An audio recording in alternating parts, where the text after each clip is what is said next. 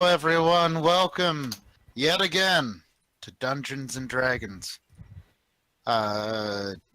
Chinese Court Edition. We have most people today, with hopefully the last one joining. Today, we're going to a place where the party has not gone before. The Forest of Rochot. It is a wonderful forest land filled with monsters, elves, not elves, and various other kinds of elves and not elves. Last time, oh yes, why don't we finish up the conversation with Cadalatrix that you guys were going to have at the end of the auction, with him buying the Celestial Pearl of Serenity, and stopping the Simulacrum ice clone of the Prince from buying it in a spectacular bidding war. And you guys decided to let the Simulacrum go because it's kind of... You can't really... It's not going to do anything to arrest it. So, you guys are in the room where Cadalatrix is giving over items, gold, arguing over the value of things, and generally haggling the deal. Do you want to wait for his haggling to stop, or are you going to take him aside to giving him a chatting to, and then let him get back to the long and arduous process of haggling 900,000 gold worth of stuff? I think we could be waiting quite a while. Yeah. Let's talk sooner than later. Yeah. Okay.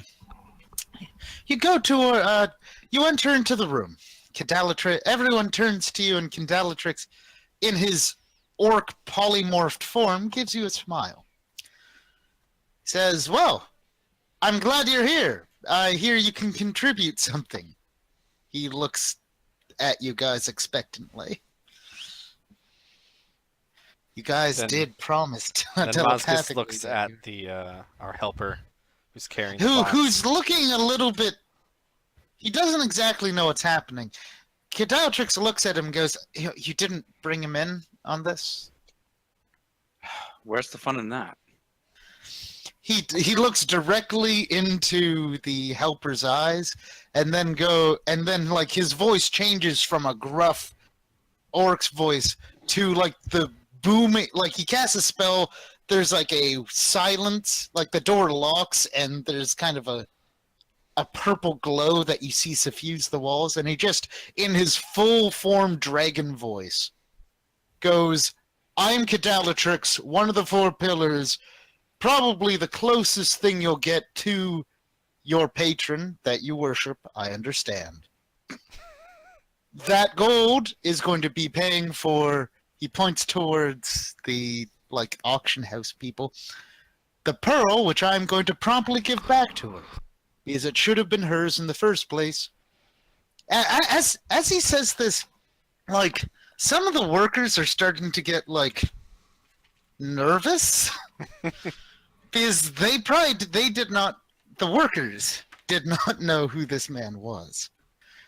He goes, "If you'll be a good boy, you can put down the gold, and if you need me to prove that I am indeed a dragon of unfathomable power to your small mortal mind, I can do something. I don't know, sing a chord so beautiful you'll be reduced to tears or something." Paladin kind of just stands there stunned. We can vouch Not for him. really. It's fine. Just hand him the money. "You do know that if this is not the right person, you will have made an enemy of my entire order." We work with your order. "Yes, and this is 100,000 gold. People have betrayed people over far less sums of money." Cadalatrix just kind of looks at the guy and just says, 100,000 gold is nothing to her and me. He kind of goes over, like, takes it, The guy tries to resist it, but Cadalatrix is far stronger. Cam just gently tugs it, the paladin falls over, and then goes and drops the bag with the people. Cadalatrix lifts the paladin up with one hand, just like from the scruff of his neck, places him back down, dusts him off slightly, and That's then where goes... Tibos gets it from. And then goes, now, I do believe that the voice also had something to contribute. He smiles. Ah, yes, and we produce that bag of money. He goes there and he said, good for you, I am not negotiating these ones. But, yeah, as he talks with the various people, he pulls out a staff that has several, like, giant rubies in it, and he places that down. Cadalatrix is going to keep on doing this unless you, like, stop him. Or say something. He starts arguing that, no, this is the legendary Staff of Fire, wielded by, he says, a long-dead historical name. It has historical value. That should add to the price. Then, the people he's debating with experienced hagglers. While he's haggling, Mozgus turns to the rest of the group for a moment. What else do we need to talk to him about before we leave? Guess he should know that it's the Prince's Simulacrum. Right? If we're keeping him alive, then just make sure Cadalatrix is too. Okay, I'll try to keep him alive, Cadalatrix says that from the other side of the room. He says, an ice sculpture is hardly something to get worried about, especially with a man so talented in mind control magics. That's what I was saying. Yeah. I mean, roughly at any one point, 5% of the capital has some mind-influencing effect on them. So, I've gathered crazy that high. statistic. There's a lot of low-level things, like a charm person here and there, a joyful music thing. It's not all mind control, but it's definitely all affecting. I mean, there are a lot of bards in the capital, and if they're meta-wise, if they're singing to large crowds and getting them to like feel joy or sorrow or whatnot to enhance their performance, that is mind-affecting stuff. I guess so, yeah. I do that all the time. And I mean, anyone who accepts rage into their heart does allow a mind-influencing effect.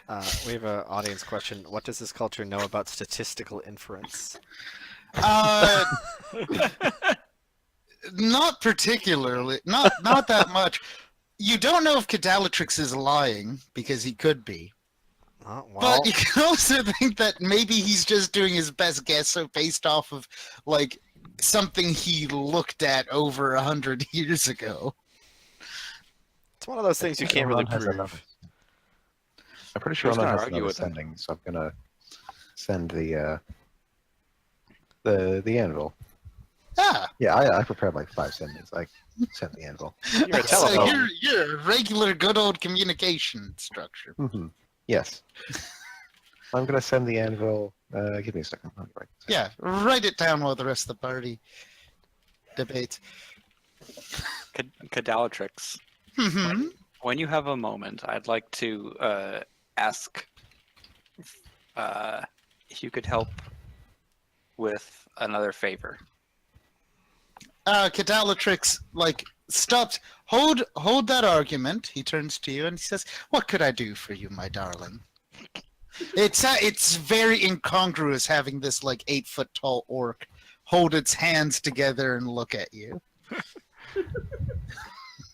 I was wondering if I could have a drop of your blood to use for the ritual. Oh, you shouldn't be asking that here with so many ears. I mean, my blood is precious, but I'm an orc. We don't want to create half-asthma, half-orcs. there'd be Halfamar or whatever. Oh, True. he says, "Well, I'll give you a sending later about that. Don't worry, you're my favorite child right now." He starts going. "And you'll likely remain my favorite child as long as you keep on changing the world like you are. But I have a lot of children. You must understand it's hard to pay favorites. Especially because I consider almost every bard in my town and every bard who's been trained in my town to be, children of some sort. You're much higher than them, though. You have more of my hawkish blood." Yes. I have so much orc blood in me. "Yes, you do. And you'll have more by the end of the day." So, Okay, let me put this.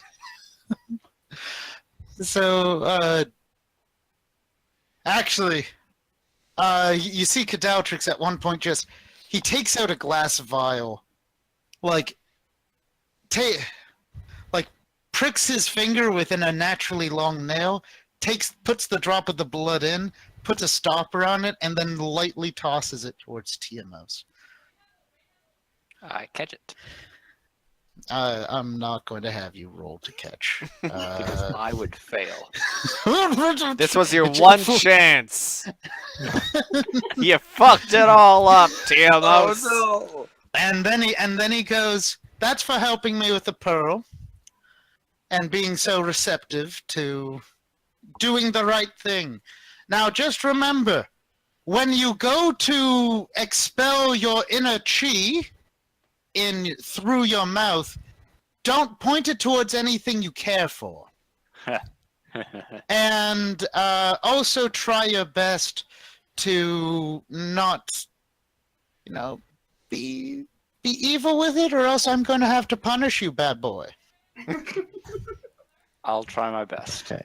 Because you know that if the other one, he kind of just waves a hand towards Shakti. And if that one went off the deep end, you do know you'd have far bigger problems. True. Her mama don't. You don't fuck with Cadaltrix. No, you don't. So live up to her name. Yes. Okay. This won't show up in that chat, which is what I tried. It's in the Discord chat. Cadaltrix 1, with your help, claims he'll return the pearl to you in the auction house for some time if you need to talk. We good? Oh, Sendings is a beautiful art that only mid to high level characters ever have to deal with. I'm pretty sure. I mean, I could also... actually, you know what, Ian? I take that back. I have a lot of sendings. I'm gonna send it in multiple messages Just to... where I God can damn include it. the full titles of everyone. Okay, you expanded to the titles. So I'm specifying Cadaltrix is locked in this auction house for a while if this is some conflict here and she needs to go find him. And is this sufficient? Do we need to do anything more for you? Are we good? Okay, but before you get a reply, you see Cadaltrix twitch his head a little, and he go, "Did you really need to tell her? I was going to do. It was supposed to be a surprise." He says to the group. Well, she already knew it was here. Yes, but it's kind of like if you go up to a fair maiden's house with some flowers, do you want them to know that you're bringing flowers? Do you want it to be a pleasant surprise? I mean, It has less impact if it's known. If you steal the flowers from her first, it's not really a great deal. No, if you... Do you not trust me? Are you suggesting that he is stealing from her? No. She expected us to get the pearl. We're going to return to her with nothing, and then he's going to show up with it, and that's a surprise? I would have included you in my various tale about this. Okay. In the meantime, while you're working up to surprising her, though, we've taken her money and returned with nothing, so... Oh, pish posh! You have a stick too far up your ass. Welcome to lawful good. Eldrick says. Welcome to lawful good. You remind me too much of her. I will take that as a compliment. You get a sending back from. You get a reply for your sending. She goes, "Thank you for informing me. I understand that you have spent the gold as it is supposed to, and Cadalatrix will bring back the pearl. Thank you very much." It's a sickly sweet message. Sent. Thank you from the anvil. That is.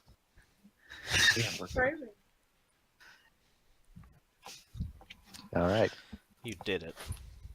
And so Cadalatrix says, "Unless there's anything more you want to torment me with, I'm going to be actually doing what you set out to do." Go ahead. Okay. Well, see you later, my darlings. And, could you tell me where you're going to be next? If it's anywhere near where I am, I could help.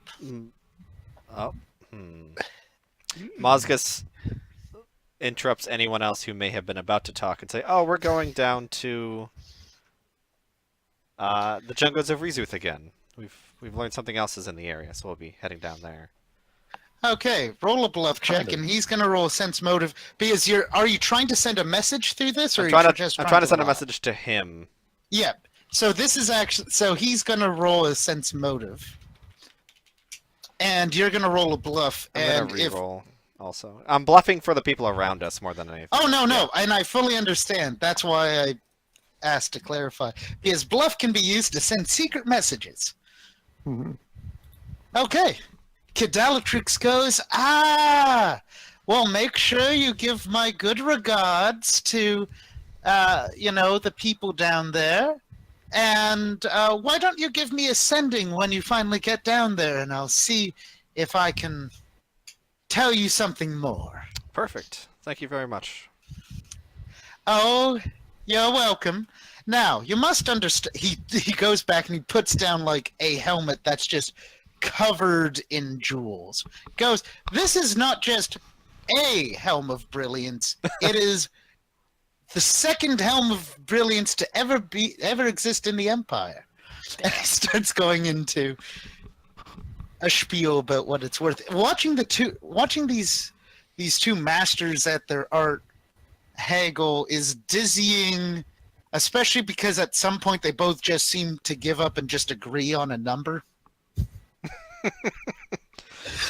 Is it art, or are they just tired? Who will know? Who will know? So you get out of... I assume that you're now okay with what happened there.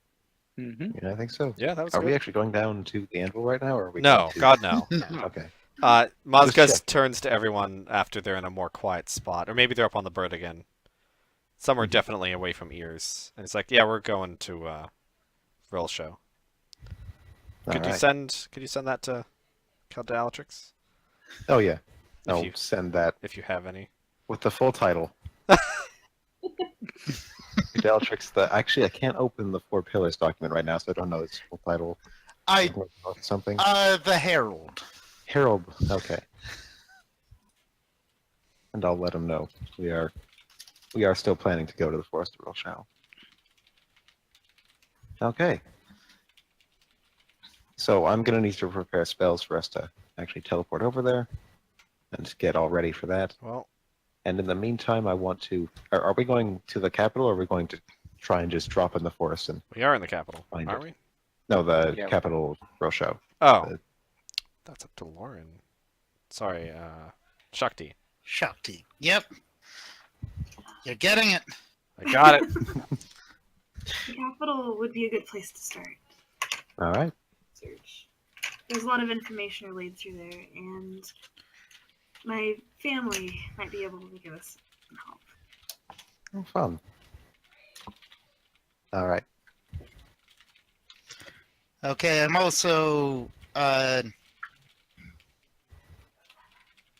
I'm trying to, now that Tiamos has some of the blood, I have to do the little thing of what that actually changes for your character. Yay!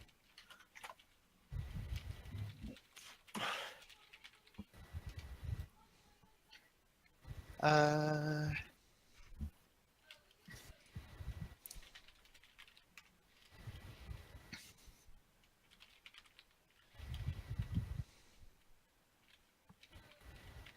and I do believe it is.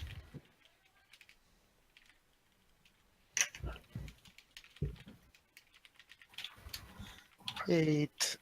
So, to everyone else, TMS, you have the blood now.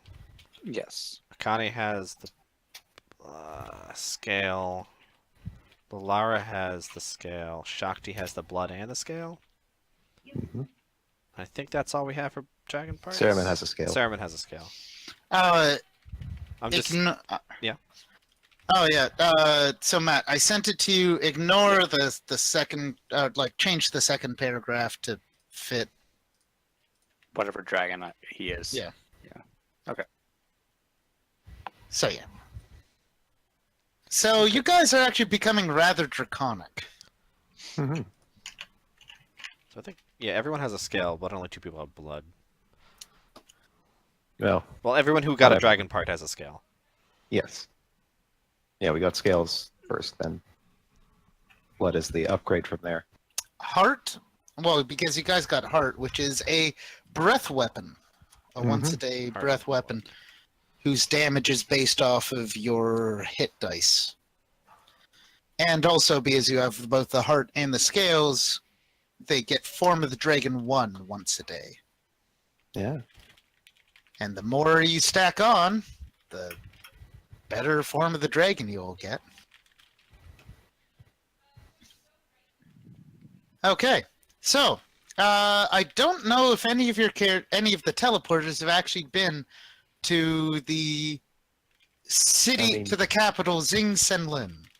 I assume Onun works logistics, so if she's been anywhere there's been major wars or infrastructure changes or stuff like that. I don't know if that would.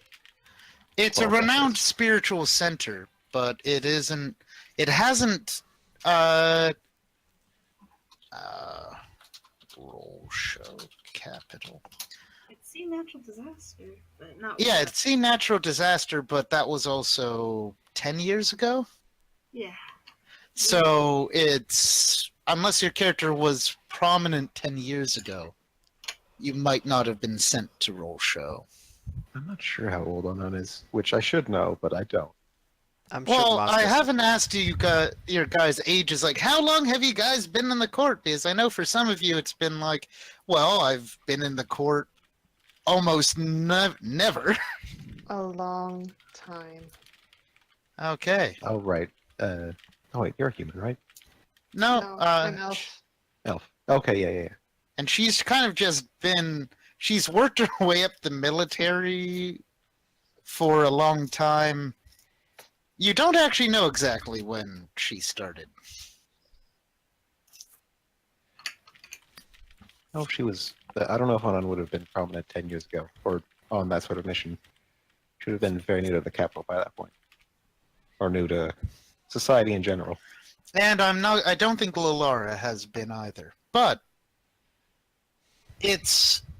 I'm going to say that you guys can, for every major capital, there are sort of teleportation maps that high-ranking members of the court could get access to allow you to gain at least a basic familiarity with where you might be jumping.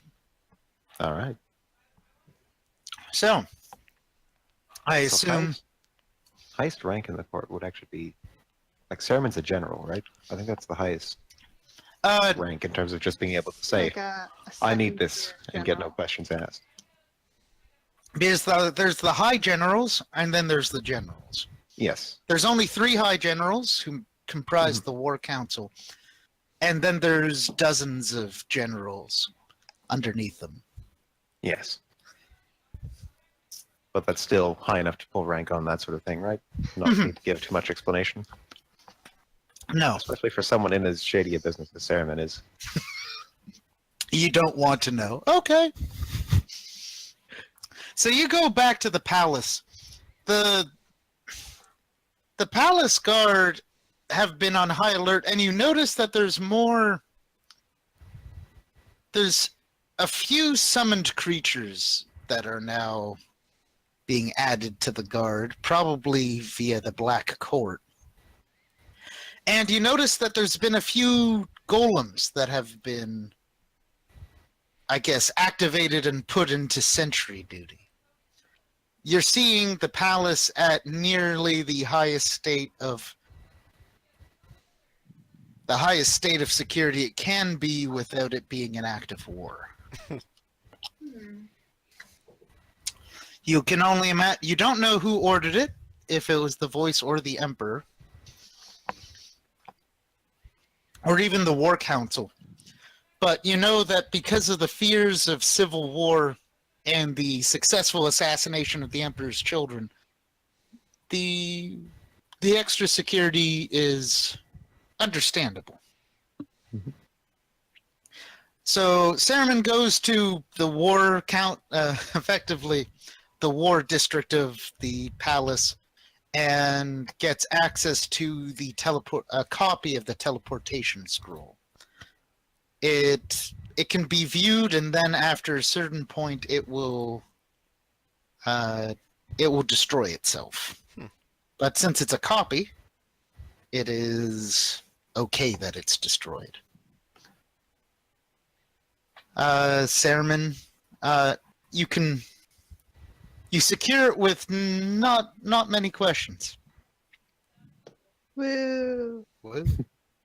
And you bring it back to the party. Now, Lalara and Onun can look at it, and that will raise your effective knowledge of it by a level. So if you've never been there before, it's like you've seen it. If you've only viewed it once, you've now seen it casually. If you've never known it, you've now viewed it once. Okay. So I've now viewed it once. All right. Yeah. Okay, so I assume Onun will be doing the first teleport? Yes, because I'm the one here. Woohoo. Yeah, I mean, Woo. Okay. You get outside of the palace. In fact, you get outside of the capital, just to make sure that none of the capital's defenses are going to be influencing your ability to teleport. And you disappear into the aether.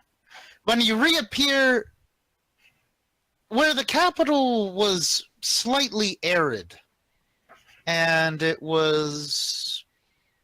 Oh god, there's too many Americans in this. I can't just do Celsius. It was warmish. You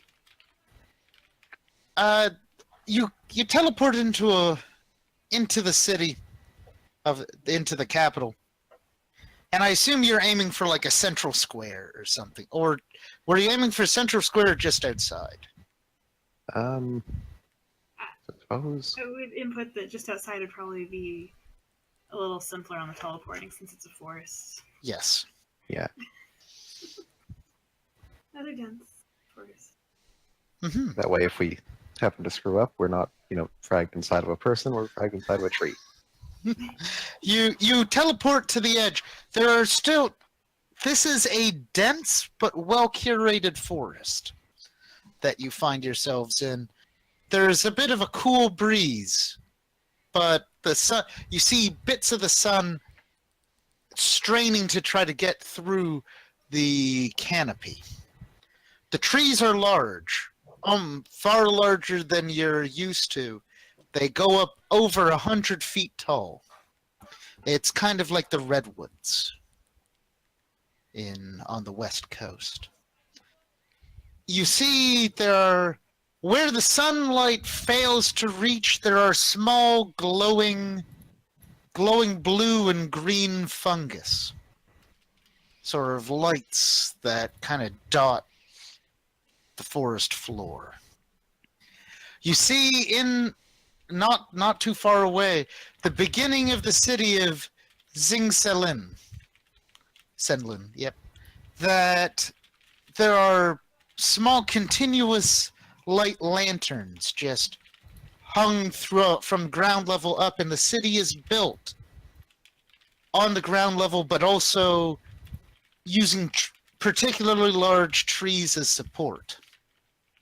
There are temples everywhere. This is a very spiritual place.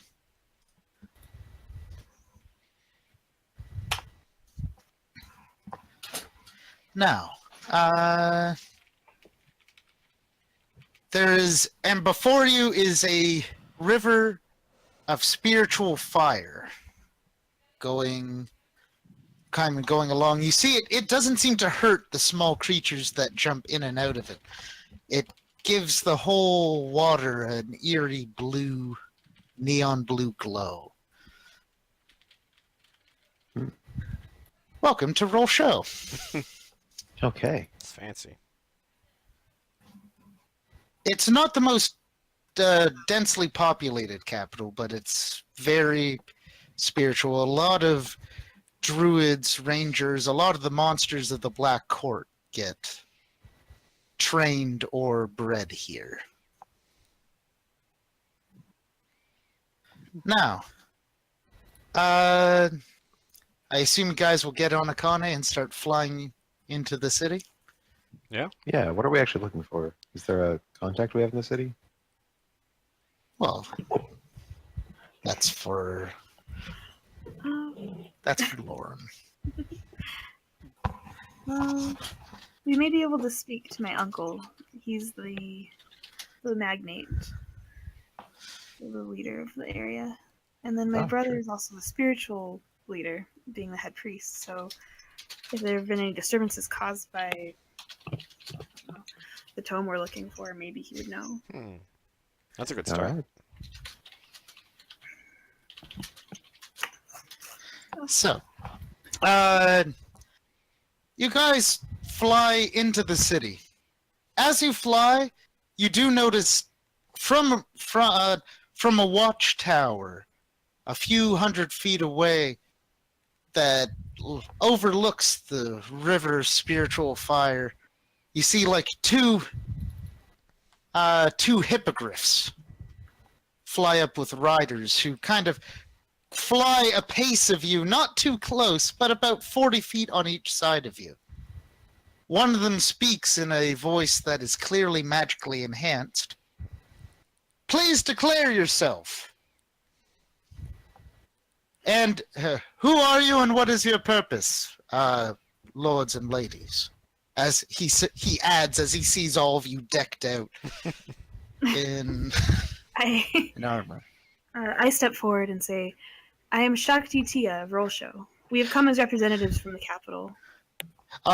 One of them, both of them immediately bow, and they say, well then let us escort you.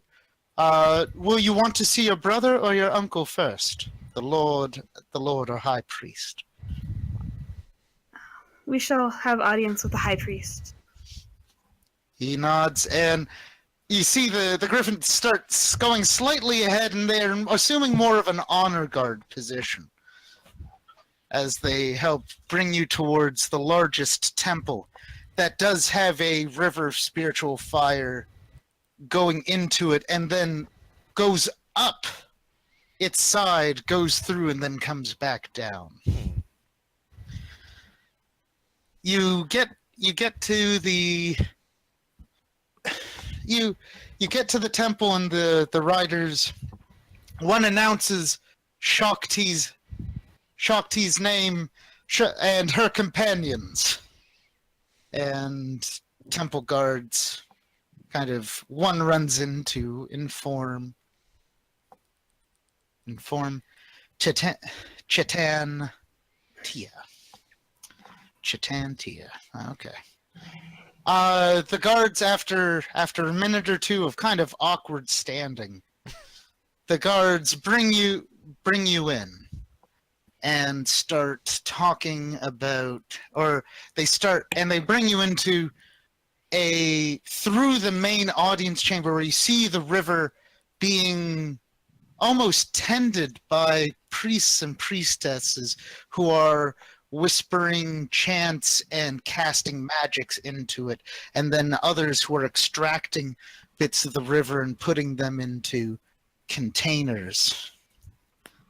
You pass this strange display and into a smaller but opulent chamber. Sitting. You notice that the floor, instead of stone, the floors of this room are wood, but as you put your feet on it, the wood almost feels like metal. It's ironwood. And you see just everything in here is beautifully carved ironwood. And sitting and kneeling on a small pillow is a man who looks very, very much like Shakti. Dark hair, sort of more pale, and he has a small crane that it actually has jewelry on it, kind of perched next to him, kind of looking at you. He says, "Okay, correct me if I'm wrong on any of this, Lauren. Okay. So I won't feel bad." Now, he says, Dear sister, it is wonderful to have you back in the capital. Are you on an official meeting, or are you here to tell our aunt good news, like you've been promoted or you've found a husband? He sort of smiles, like he doesn't actually care if you have a husband, but he knows the aunt does. I bow and say, it is unfortunately only official business that brings us here. But I'm like restraining a chuckle. Yes, and he goes, and these are some of the companions I have heard of. Champions of different faiths and various departments. I am pleased that you have found your way here into our temple. Please, sit. Do you require any beverages? Or is this business urgent enough that we must be swift? Musgus looks to Shakti. Some business is best discussed over tea, is it not? He nods, and he looks at his crane, and the crane seems to roll its eyes a bit, and then goes over and starts delicately using its feet and preparing tea. As this is going on, I make sure to introduce everyone. Ah, wonderful. The room isn't big enough for Akane. I was wondering if there was a way to get her in here, but Akane's currently milling beside the river of spiritual fire, unless you're doing something else. If that's directly outside, that's fine. That's directly Okay. outside. 'Cause- It's in the main antechamber. Okay, because if there was like long hallways and stuff, he'd just pop her into its chest, because she's security. Yes. You see, she's like, if you look briefly outside, she's staring intently at the little spirits and animals jumping in the river. I do sound a lot more like I do sound very proud and excited as like Mozgaz as I'm introducing him. I'm like, Oh. oh you Go on, Lauren. brother, you must see his bird. Oh, it is a magnificent bird. You will not believe the adventures we've had with her. Oh. Ah, wonderful. It seems like you have found yourself in good company. A bird as a companion is always a welcome boon. I wonder what he would. I wonder what he would think when he actually looked at it and be like, "It has golden scales and ashen feathers that look a little singed. What the fuck?" Onun goes to take a seat, and when she does, she finds the seat just a little bit too tall and uncomfortable, so she uses warp wood to lower it to her own level. And he looks at your casual display of power, and sort of you can see that he's keeping a good poker face. And he goes, "Well, as the tea is being the tea gets ready quite quickly due to it being a magic teapot, and the crane is pouring everyone some tea in a small saucer, a saucer for everyone." He goes, "Well then, I must ask, what business brings you here? I hope it is not too grim." No, it is not grim. Luckily. We've come in search of a tome. Meadowise, that is what it is, right? Yeah. Yes. Meadowise as well, do we know anything else about it, or did we just hear it's like... It's fairly, like, on a large scale. That's pretty damn accurate coordinates we've got for it.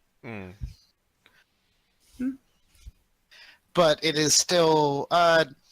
Shakti would know, just from this being her homeland, that part of the forest is at the edge of the territory of two great beings.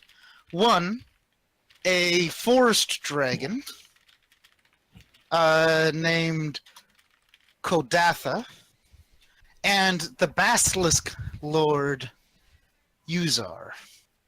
So let me put that. Imperial dragon. No, it's forest dragon.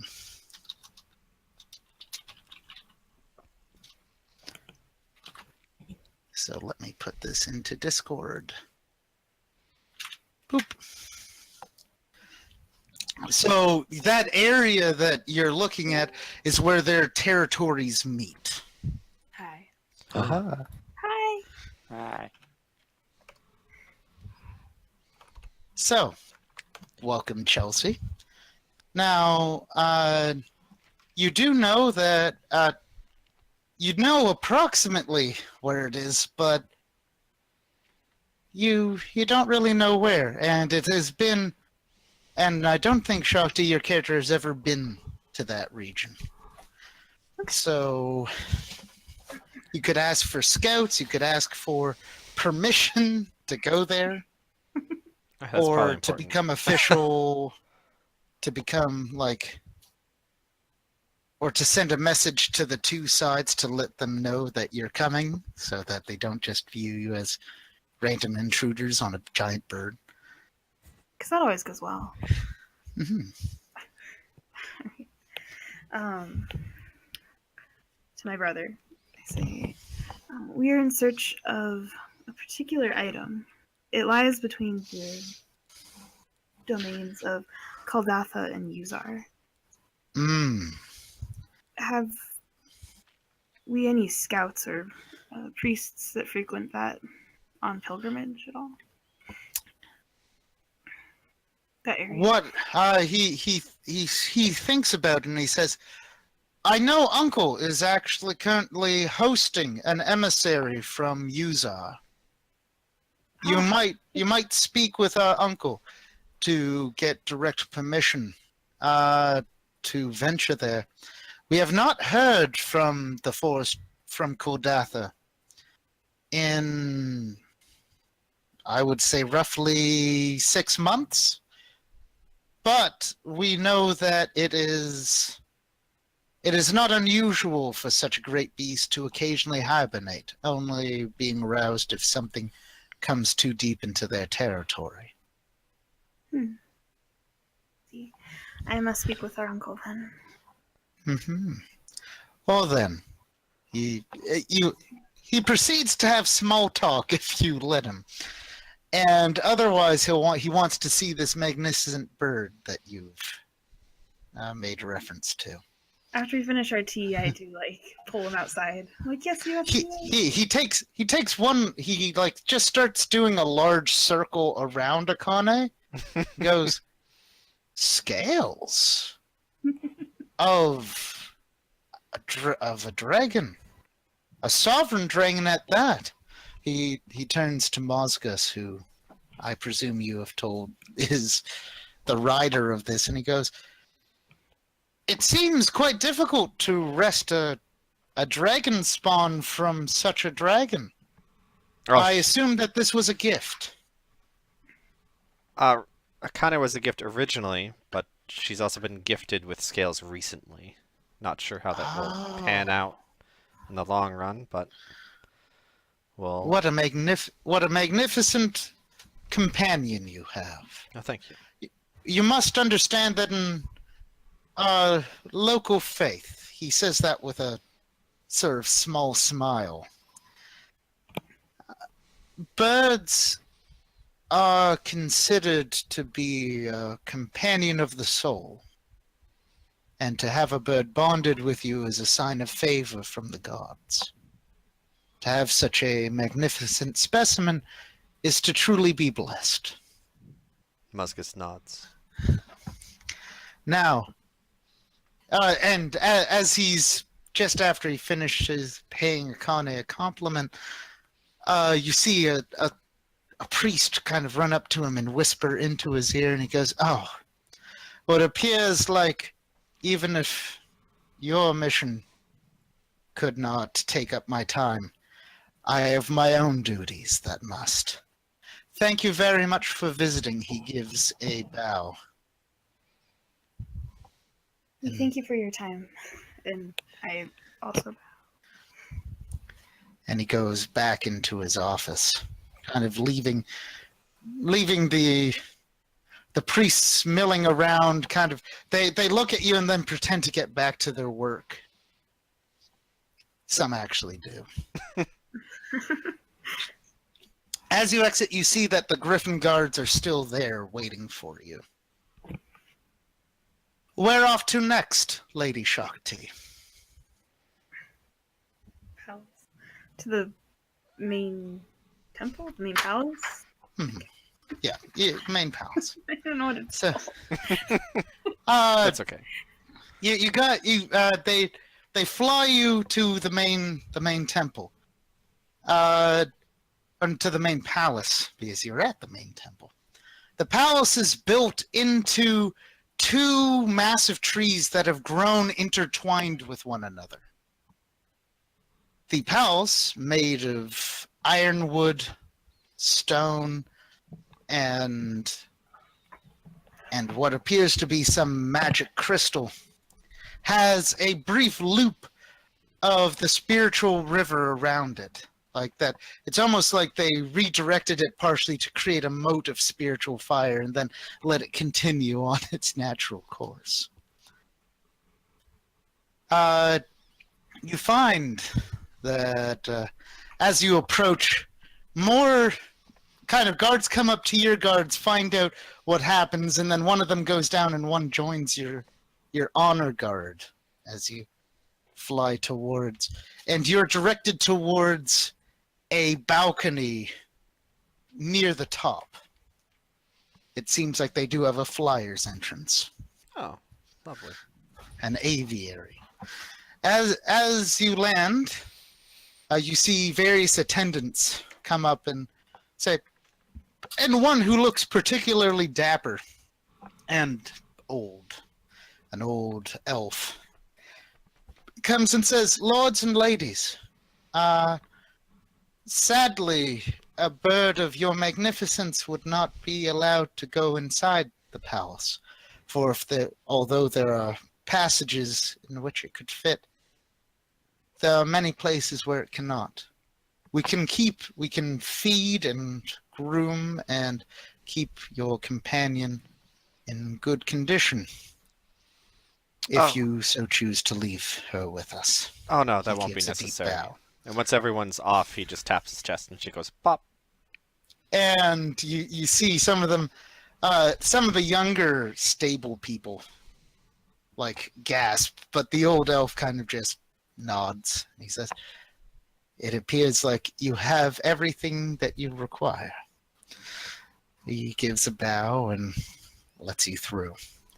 The Hippogriff riders and Griffin riders dismount and sort of form a squad to go around you as you're escorted deeper into the chambers. You find yourself with two large ironwood doors, each carved with motifs of trees and birds and the spiritual river. The doors are opened and you are announced, and you see that let's see, what description do I have for him? You see a lean man and a very pregnant woman sitting on two thrones equal to each other. It appears like most everyone else has been shooed out of the hall. The hall seems rather large and empty for just you, the various royal guards and palace guards, and these two figures. They look kind of like Shakti. They have the same dark hair, but the facial features are different. You're relatively certain that, well, this might be the uncle and aunt that Shakti's brother were referring to. The uncle smiles and rises from his throne and waves out his arms towards you. Say,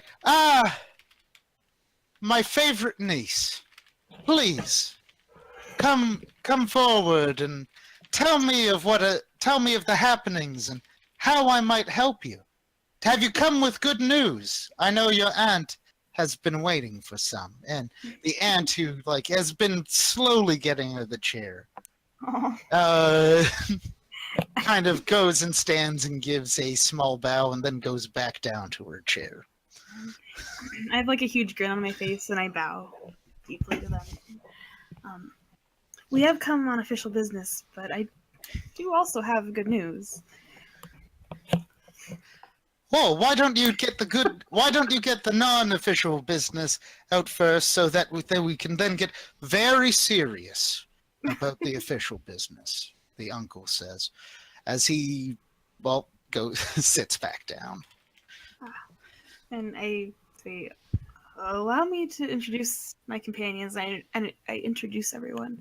You see, this group and I have been dedicating ourselves towards the service of the Empire. I'm sure you'll be glad to know. As is expected, the uncle. We may have found a few potential solutions to some of the Empire's problems. Best not to speak too much of it aloud when you don't have.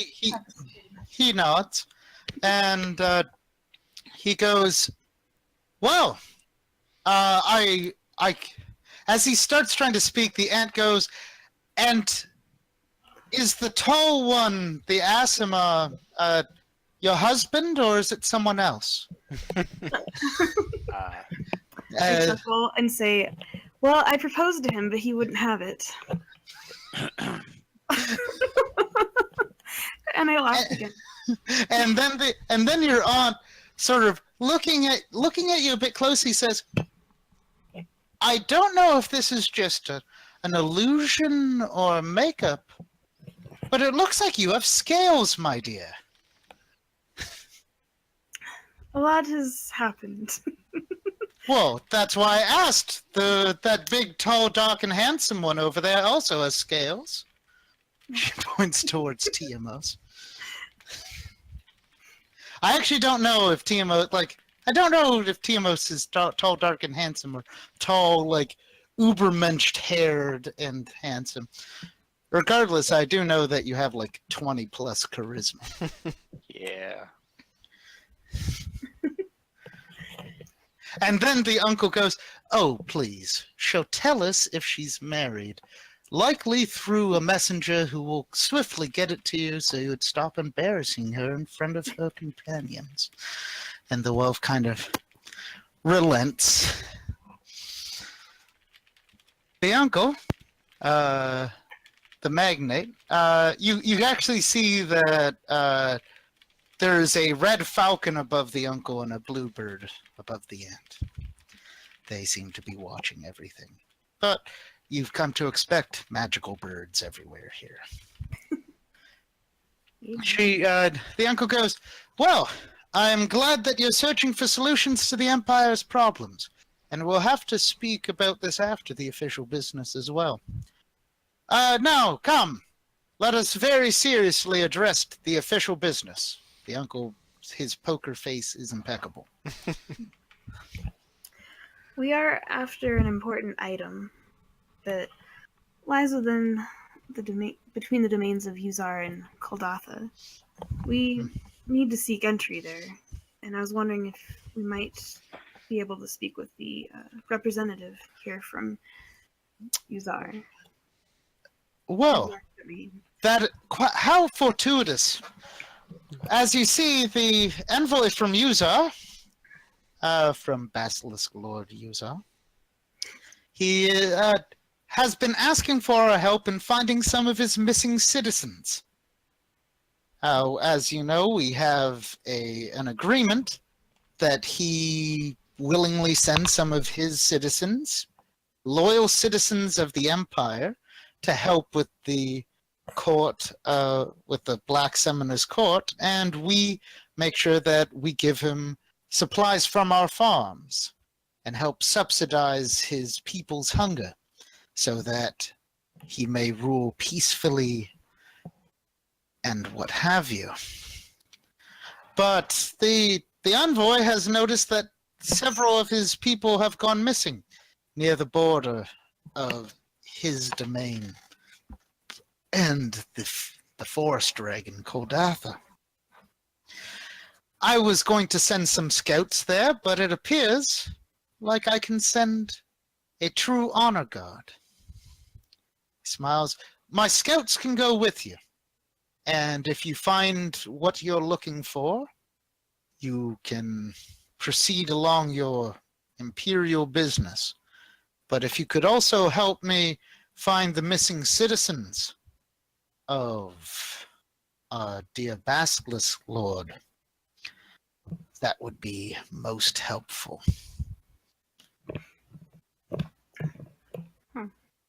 I glance over at Mozgaz, kind of like a silent, like, we're gonna do that, right?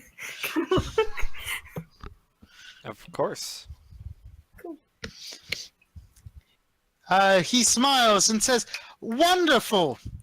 Now that we've dealt with that little tricky bit of Imperial business," he does two claps, and a bunch of his Imperial Guard kind of start filing out of the room. And once enough of them have filed out, he goes, "Now, we must speak very seriously. The Emperor, his policies have not affected Roll20 all that much, but I have had envoys from every single major high general, I've had envoys from the Voice, I've had envoys from the Emperor who swear to be from the Emperor himself, each asking to repledge my loyalty.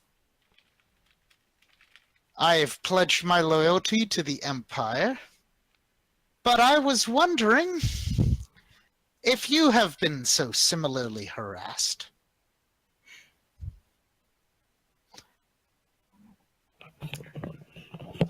Is he just addressing me?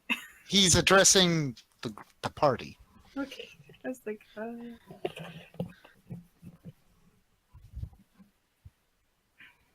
Onun looks around and says, I've been asked.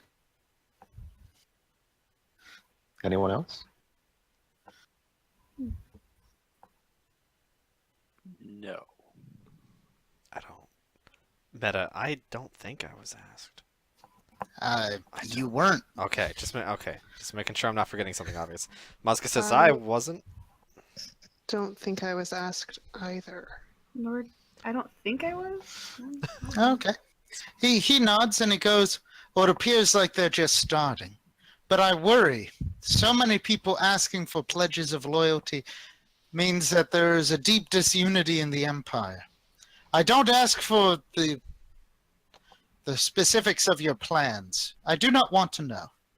I just want to warn you, as my niece and a beloved family member, that there are many forces out there that seek to use you and your brilliance and your power to further their own gains.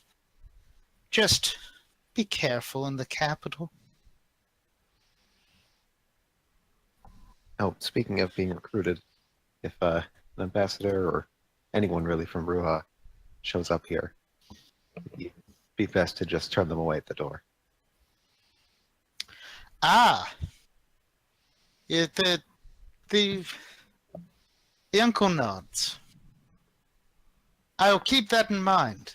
I have not had any direct agents from Ruha come up to ask me, but I do know of their mercenary culture and their lust for power and bigger monsters. We have dealt with that and fallout from that in the past. Thank you for your warning. Now, I will send you to the ambassador, the Basilisk ambassador, Rothar, and you may speak to him about his people and quickly depart. I am sure that time is of the essence.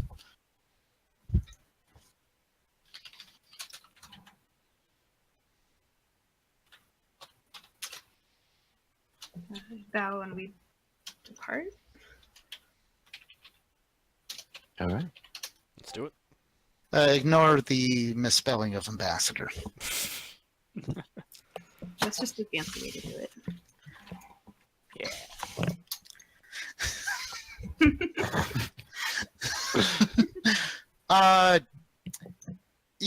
You're brought towards a room, and you have a herald announce you, and you see in what appears to be a normal room, but with a bed taken like that's about 1.5 times the size.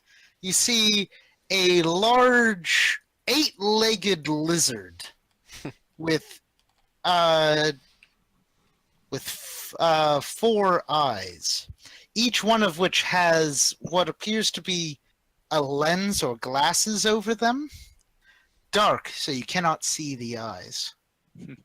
And you see the envoy kind of turns to you and rumbles, "Greetings, my name is Rothar."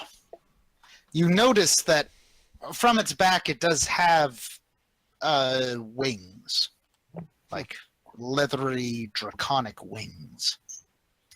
And it goes, "Are you part of the team who will help me and my lord?" Yes. He nods and he goes, "I hope you do not mind that I cannot look you in the eye. It seems to... You can sense it's almost smug about this. Should I not have the lenses, some of you might have turned to stone." A basilisk stare is a magical thing. We appreciate your concern. Now, when will we be setting off? I know my king is eager to fight to get to the bottom of all this. Are we? I guess to the casters of the group, are we ready to go? Yeah. Then we're ready to go. He nods. I find that answer agreeable. You start flying. He moves out to the stables, and it appears like there's a few masked guides who are in the uniform of the Rangers of Roll20, a effectively the border guard, the border guard and scouts of this place. We get a They are moment away each- from him, or is he with us the whole time? He goes to the aviary to join up. You guys can, like, briefly go to a side. Okay, just as an aside, if we're looking at this, could be the book with the eyes of the dragon, and we can't see this thing's eyes. Just putting that out there. Wait, say that again? Okay, this thing is hiding its eyes, Mhm. and this book could be the one that has the eyes of the dragon. It's a basilisk. Yes. I mean, Akane is a bird. The reason why it has its eyes. I mean, I'm not saying it Yes. doesn't have a good reason. I'm confused. You're implying that it has draconic eyes? So he's implying that it might be a basilisk that is enhanced with the ritual. And with dragon, Oh, if there's okay. conflict at the border of dragons and basilisks, and the basilisk has the eyes of the dragons, I wonder what happened there. Oh, I mean, it'll be fine because it's It'll- we're yeah. not gonna we're gonna take we're not giving the book to anyone except the Oh, I know. dragon. But Can if I we're roll- looking for it, I've got can I a roll, like, hunch. engineering or nature or something to... It would be knowledge nature. If I had clairvoyance, I could literally look on the other side of its glasses with clairvoyance, and I'd probably not be turned to stone. So anyone who wants to know about this can either roll knowledge arcana or knowledge nature. Both will give you different answers. Oh, yeah. Look at that. Okay.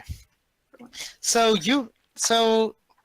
Shakti is well read on basilisks, as you have a rather large contingent of them in your kingdom.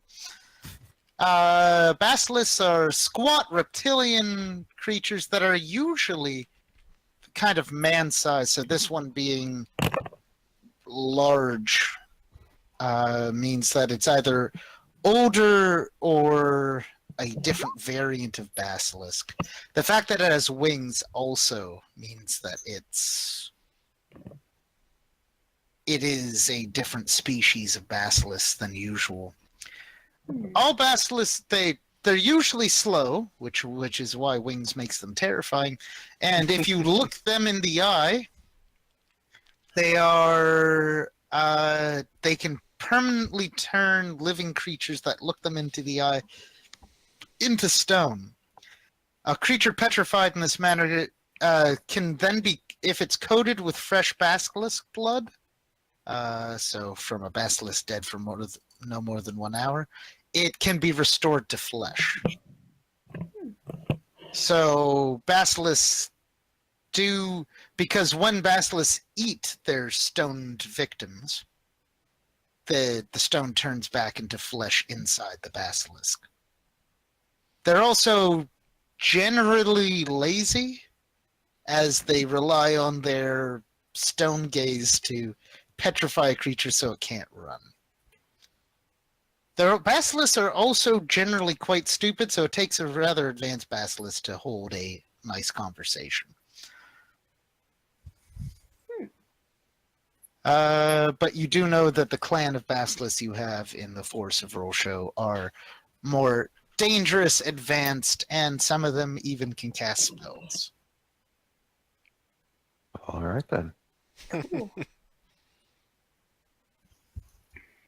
Also, for unknown reasons, weasels and ferrets are immune to the basilisk stare. What? And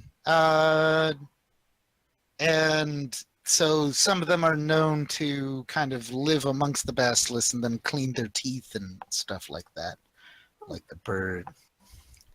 So you know a lot of little trivia about basilisks. For Lilara, you also learned that, that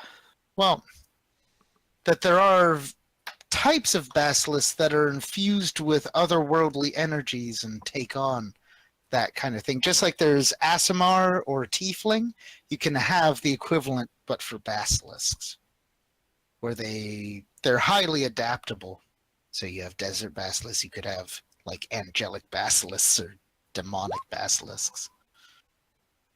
That's terrifying. You still have the bracers. Luckily, basilisks are relatively rare, so you don't need to worry about them. Oh, we could use the bracers to turn into a weasel. Yep. Mm-hmm. Or a ferret, because they're cuter. Well, I looked up ferret and it redirected to weasel on the Pathfinder thing. Apparently So all they have have separate- effectively the same stats. There's no cuteness stat. There's that charisma. Yeah, we That can is have like plus one 5. person What? be a ferret, and that way if we get turned into like stone, they can save us. It'd be great. Okay. I realized I actually wanted to put this song on during your visit, but now, what are you? Are you got you guys can take a rest, or you can go straight into it. I mean, I assume we rested before we left the capital, right? Yeah. You Okay, rested before we're you good to left go. the camp. So then, yeah, Okay. total we've casted at Warp Wood and Teleport. Okay. You head up to the aviary.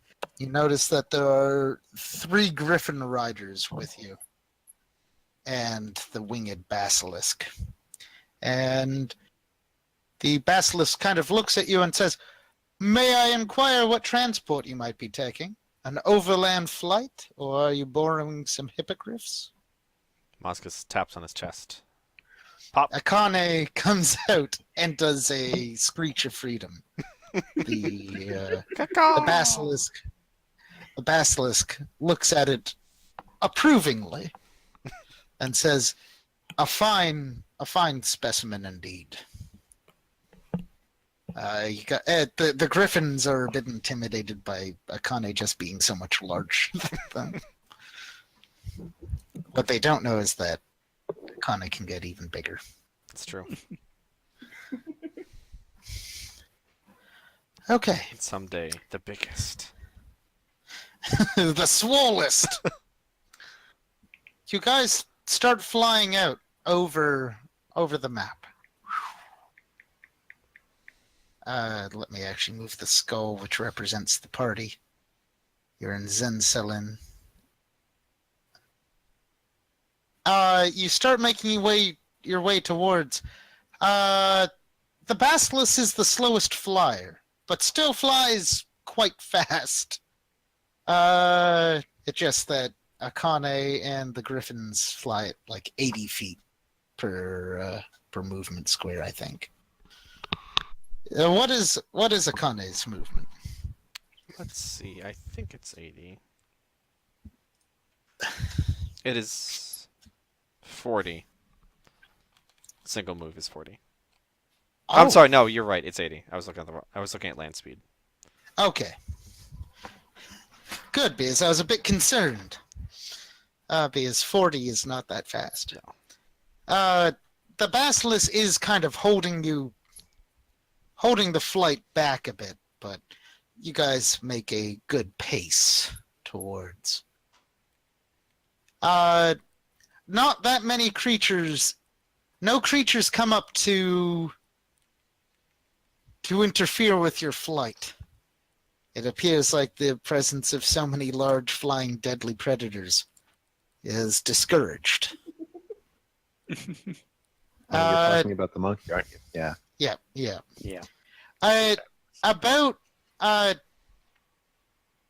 You guys make good progress, but the others need to rest for the night. They cannot keep the pace that Akane can. Well, she could. If we get some ropes, she can literally carry them. How could you rest when there's such important work to be done? We must be at our top shape to go to investigate. You could try to roll diplomacy to. Yeah, let's try to work this out reasonably. I can roll some diplomacy. So choose who's going to be the main diplomatizer and who's going technically, to. TMS is better at it, I think. Yeah. Or is Lalara the best at it? I forget. Who was the best at it? Well, Laura had the Pearl of Luck. That Right. She probably wants to save that. What was your number there? I can support with a 5. Good. I have a 22. Okay. Onun has 11. Do you want me to do it because I can re-roll? Either way. How about you support, and I'll re-roll. Okay. That way, less likely to get a really bad roll. There we go. Sure. 33. There we go. That worked out. Okay. That's a good bird, like that bird there. It's a good bird. Oh! Not 20 for frost. So Oh, both TMOS and Onun do the little hype, not the hell yeah, but like not What are you along talking and said about? we have the bird can handle all of you. I don't know why I even try anymore. Oh, don't be like that, Aw. Alexandra. You'll murder something good.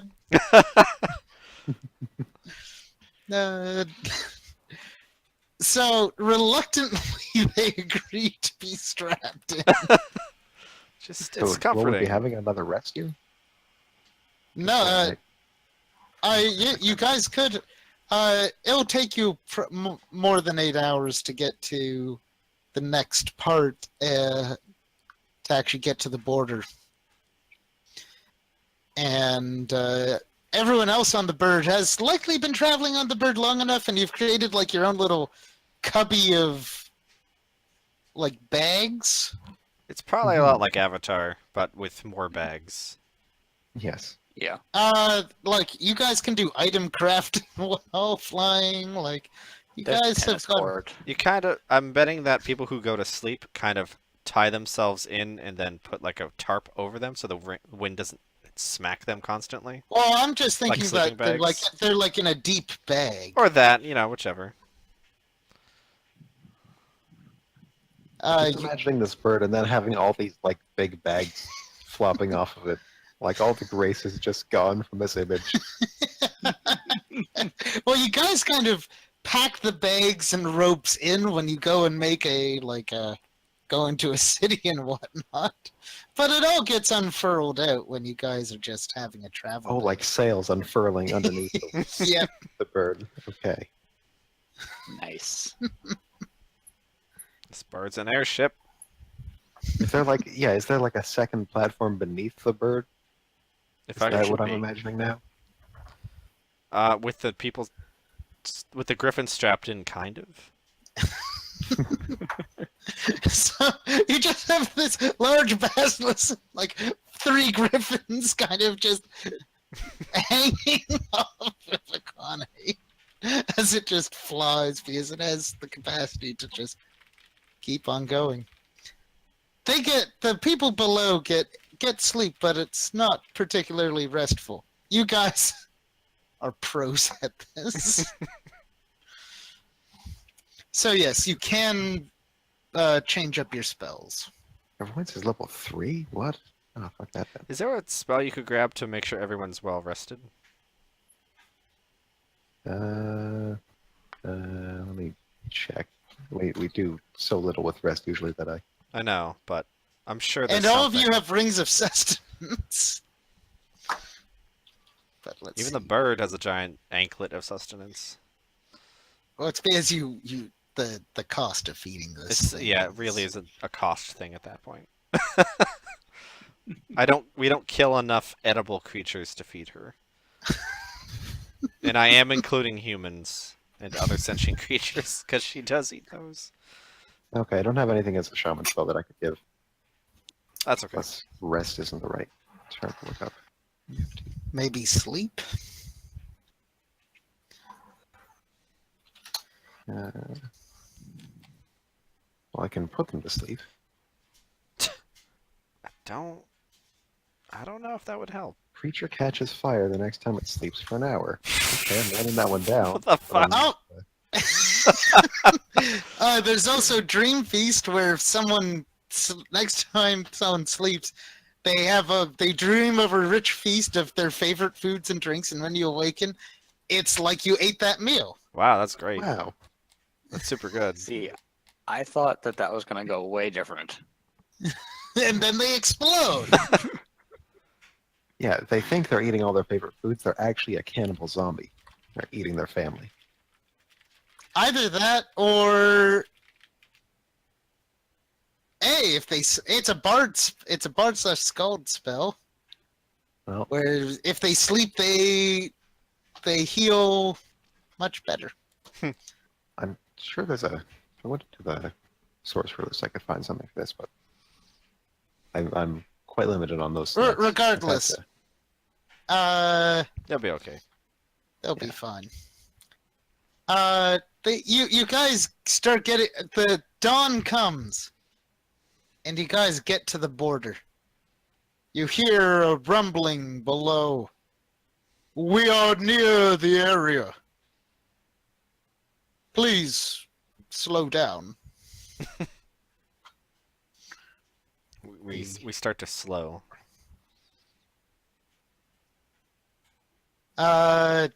You notice that the tree, there isn't a giant spiritual river to keep everything glowing. There is fungus here, but it's just this whole area of the forest seems dark.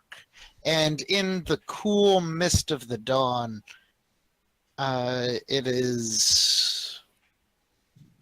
it's kind of hard to see all that much. I guess I would ask, now that you're close, Frosty, do you want to do a commune with nature I'm spell? going to commune with nature. So Onun sits down next to a tree somewhere, like closes her eyes, lays out her hands in an open palm. And a few seconds later, oh, maybe a few minutes, I don't remember how long it takes, a butterfly lands in her hand. It's a 10-minute casting time. Okay, so call it like 2 minutes later, a butterfly lands in her hand. And she closes her hand around it, not crushing it, but trapping it. And then a few minutes later, lets go, as if she was threatening or holding it ransom against the forest, and comes up with some information. So it's a 12-mile radius? That is correct. Okay. Let's see. I don't know if you get to choose the facts. Nope, it's 3 facts. 3 facts. I don't 3 think it's going to be facts. like 3 true facts about the sloth. leaves are green. Actually, Sometimes they're red.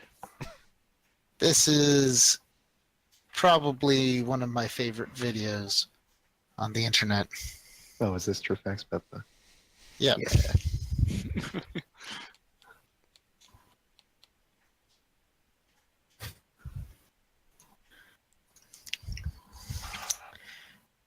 But while you...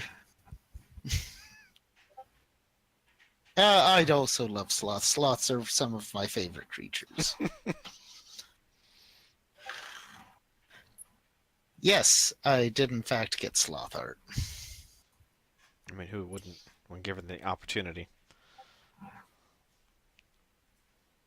Now, you guys get toward... commune with nature, yes. Presence of powerful and natural creatures. You learn 3 facts.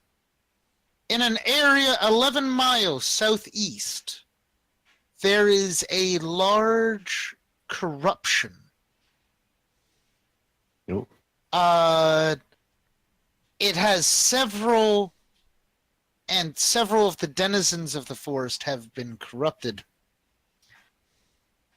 You know that there's a very powerful creature who has been corrupted in that same area. And that all of that is resting in a gigantic tree. You know, all of that corruption is in and around a gigantic tree, 11 miles to the southeast. All right. 11 miles. How long does that take to walk? Or Uh, fly, I guess. Fly? Too long.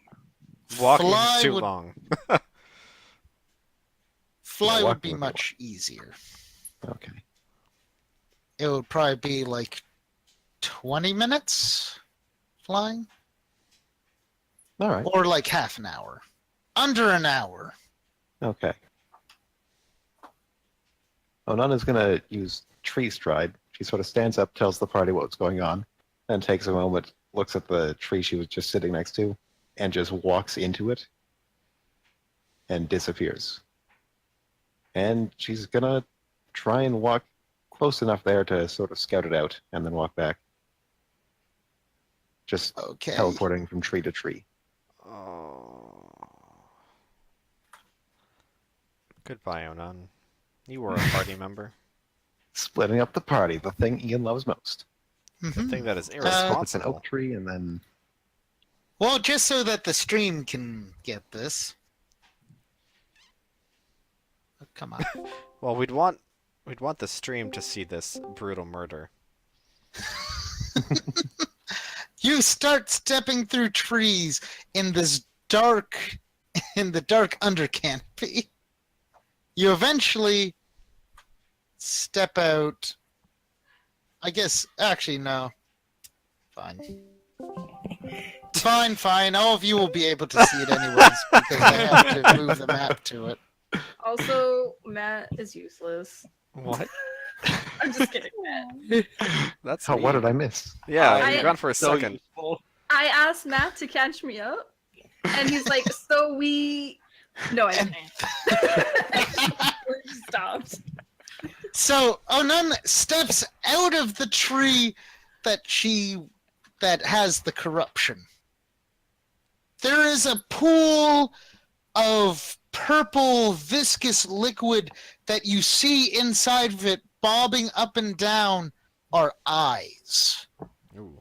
detached from anything else. You see a group of mushroom men grotesquely just their flesh filled with eyes. And as the moment you step out, they turn to you. Well, okay. I'll roll initiative. Okay, I'm pretty good at that. Don't You step fuck out, up. go, oh, fuck no, and you step back into the tree. No, I can't step back into that tree, but don't worry, I do have a plan. No. Is it making a new character? Yes. Oh, he has one. He just needs to play Ruhan again. We'll welcome him back with open arms. Brilliant. I'll be back. Okay.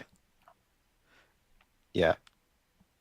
I needed to sacrifice one of my buff spells so that I could have my disintegrate as well, but So can It's you all catch worth me it. up? oh yeah, we can catch you up. Catch me up. We talked to Cadalatrix, made sure that he was actually going to give the pearl to the anvil, and that the anvil knew that Cadalatrix had it and all that. Then we headed up here. Oh, also, Matt got his, or Timos got his vial of Cadalatrix blood. Oh yes. Nice. Uh, Did you drink it? Now I can breathe fire. Oh, I want to do that. You never can, literally. You're a winter witch. What are you thinking? I want to breathe ice. There you go. well, there you go. That's the spirit. You Uh, will be able to breathe ice. Silver dragons breathe ice. So if you get some blood from the anvil, Wait, what about white dragons? white dragons also breathe ice because well, they get kind of cool things. Actually, I realized that I'm gonna have to rework the breath weapon thing. Don't worry, you guys will get 2 different modes of breath depending on your dragon. Goody. Is Okay. for Shakti, she can also do a breath weapon of piercing damage. What? Because the sovereign dragon can either do sonic or piercing because fuck you resistances. And the brass dragon I think has a sleep gas or line of fire. Wait, which one's that? Brass dragon, Cadalatrix. Oh, okay. And the silver dragon can do paralysis gas or cold. Which dragon Okay. was the anvil? Silver. Oh, she's silver. Yeah. Then why does Can I do a Kane have golden non-combat? scales? No, Because that's the dawn collar. Dawn collar. you Oh, got I'm the sorry. dawn- I yeah, meant. the- Yep. Okay. and Yeah.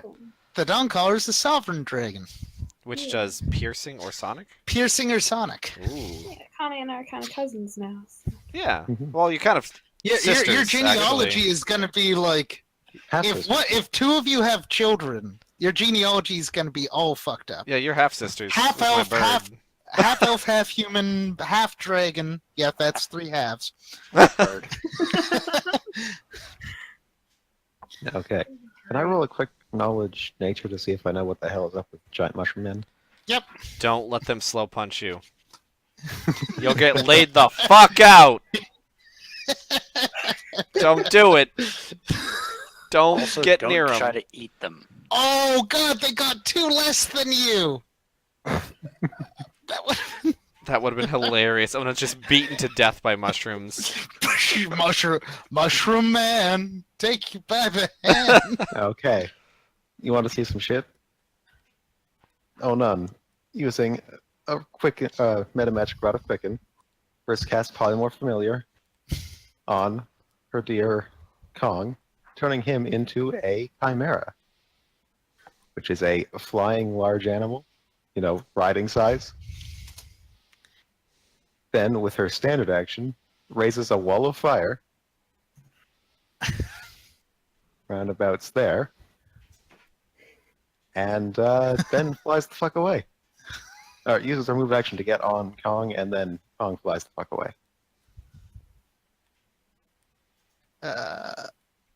Is that allowed? Is that legal? Move action to get on, and then his move action to leave. You start leaving, and out of the purple murk comes a corrupted winged basilisk. Oh my. It was a fucking trap. Wow, that thing looks Uh, fucked up. It has eyes in inappropriate places, like everything here. And let's see, what is a chimera's fly speed? Pretty good, actually. It's better than Kong's natural fly speed, because it still has wings, so it's still benefiting from his haste item. Oh, So it's base speed 80. okay. You barely managed to outpace this grotesque, eye-filled thing. Do you ever look back? Well, I've got some bad concepts of what's going to happen if I do. So you don't look. I mean- you just fly. If I know it's a basilisk, I don't. If I'm not sure what comes out of the muck, I would turn around to see. Oh it. yeah, Yeah, you There's a aren't sure. reactionary. So yeah, I mean, who Onun is would? going to turn around and try and fire Disintegrate at it. Let's see. Okay. So roll a fort save as you look at it. Okay, and I get to reroll ones. I'm not going to use my +8. My fort is. I think I should use my +8. I think you should No, really it's be always- careful about this. Holy shit! Fine. I was going to be fine. You There never we go. know. You feel you take 12 damage as your you feel one of your arms start to turn to stone before reverting back, horribly damaging it. Okay. I But still get off my Disintegrate. you still can do your disintegrate. God, I wish these spells weren't all non-lethal right now, because dang. This thing's going to fall in the muck and then eventually get back up. They might drown. But, that's true. Okay, so it has to roll a A fortitude fort save at stone. We're trading fort saves. Bow down, down, down, down, down, down. Okay.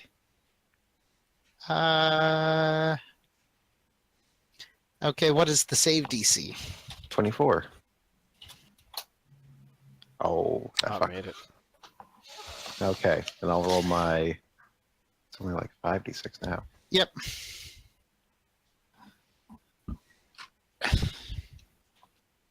Let me.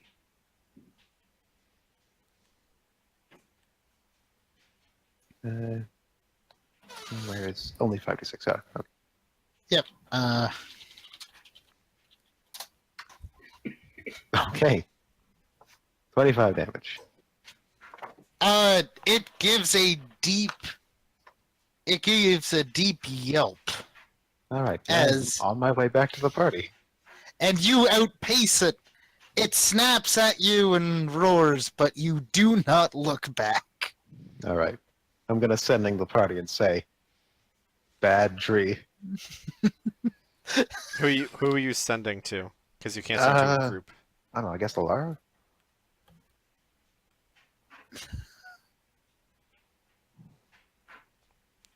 Is the Lara here? What? You get a sending that says, "Bad tree, cursed mushrooms, cursed basilisks, bad stuff," Okay. returning to you.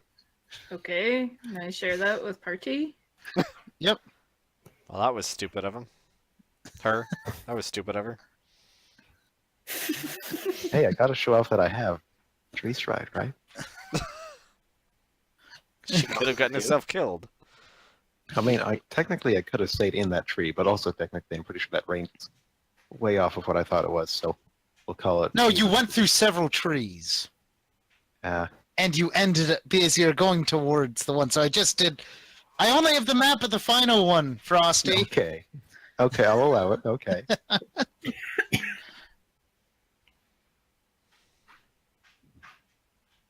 Okay.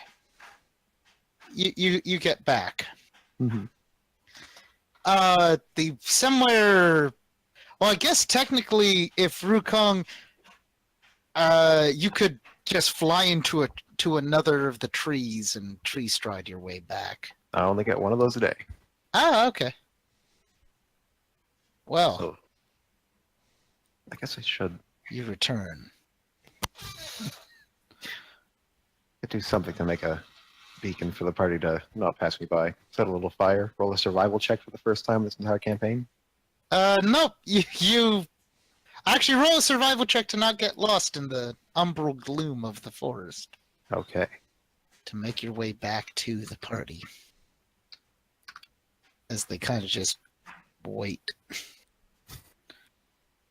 There it is. 17. It starts raining. Yeah, the survival check goes wrong. It starts raining. That's actually. Yep. that'd be great. This isn't that type of game. You know what we could do, Muskus? Mhm. We just leave Onun behind. That is technically an option, but we probably shouldn't. For no reason. You managed to make your way back. About 30 minutes later for the rest of you. A tired chimera bearing Onun finds its way back into your camp. It's a monster! You see Onun on the back. It's not a monster. Okay. So that was maybe not my best idea. But I found the tree, so that's always a victory. And I assume, I guess, half an hour. How long does polymorph work? I'll be more. Actually, yeah, that wouldn't have lasted that long, right? Not even close. Well, 12 minutes. So how long does Do it you take? teleport back? Yeah. Oh, they can just find me. I'm on the way. To where? We don't know where it is. Yeah, You you do. never- I pointed it out. I said 11 miles south. Or That's southwest. super specific in a I forest. know, right? It's a giant poisonous tree. I'll set So a we'd be looking big-ass for fire, that, you'll not find me. I'll set a big ass fire. It'll be fine. attracting everything in the area. God damn it. Yeah, you'll pick me up first. You're faster. Are we?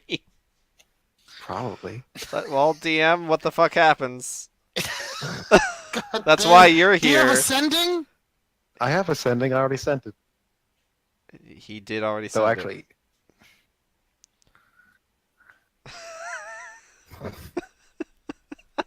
So Fuck you, does adventure. the party go out looking for Onun? Okay, how about this? I'm going to send one of my fireballs straight up into the air as high as it'll go. As a flare. That's not very far considering with these 100-foot trees around us.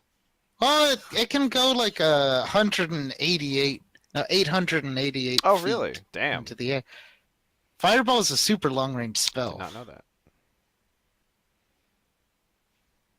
that. So I guess roll a perception check.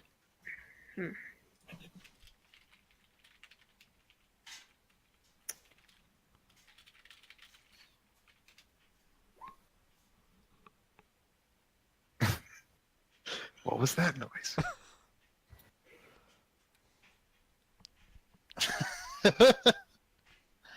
Okay, Voskus's supernatural hearing and your sight. You focus in. You see the ending of the fireball and explosion, and some of the canopy is now briefly on fire before the rain pats it out. It's hard. You only noticed it because it's such a big fireball in the gloom. Well, we should It's a probably light check in the that out. gloom. You start flying with the delegation towards it. Roughly 20 minutes later, you find Onun. What did you like? Stay on a high branch or something? I mean, that'd be smart. She's probably on the forest floor with a campfire or something. Is she a Making a smoke survivalist? signal of some sort. Pardon? Is she a Roll a survivalist? survival check. A survival check again to see if where you ended up. Okay, plus, what was it? 8? Plus 8, yeah.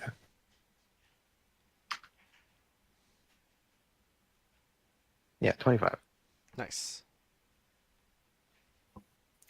Okay, you stay on one of the higher branches, knowing the forest floor is the most dangerous part.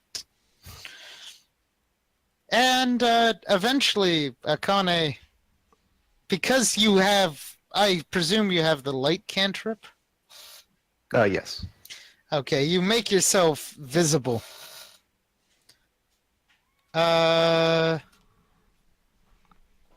You find Onun on a lighted branch with a wet rukong,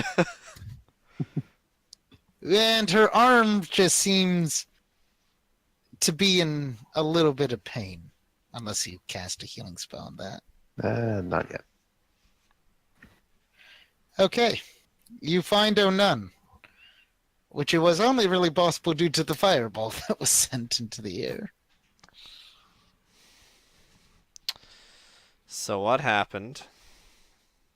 I was forcefully popped out of that tree, which doesn't usually happen, and there's a lot of corruption around there. Corrupted basilisks, corrupted mushroom people. I set a few of them on fire, but I don't think it's going to burn the forest down. It is raining. It is raining. Also, it's non-lethal, which is unfortunate. Non-lethal fire? Yep. Why would you do that? I What's the wasn't point sure of if we fire? were fighting people or not. For fighting people, I'm not going to kill them. Moscas just But shakes in this his case, head. I wish it was. Regardless, which way is it? Well, the way we've just come. That No. way. The So yeah, Moscas just sighs. guides you the way.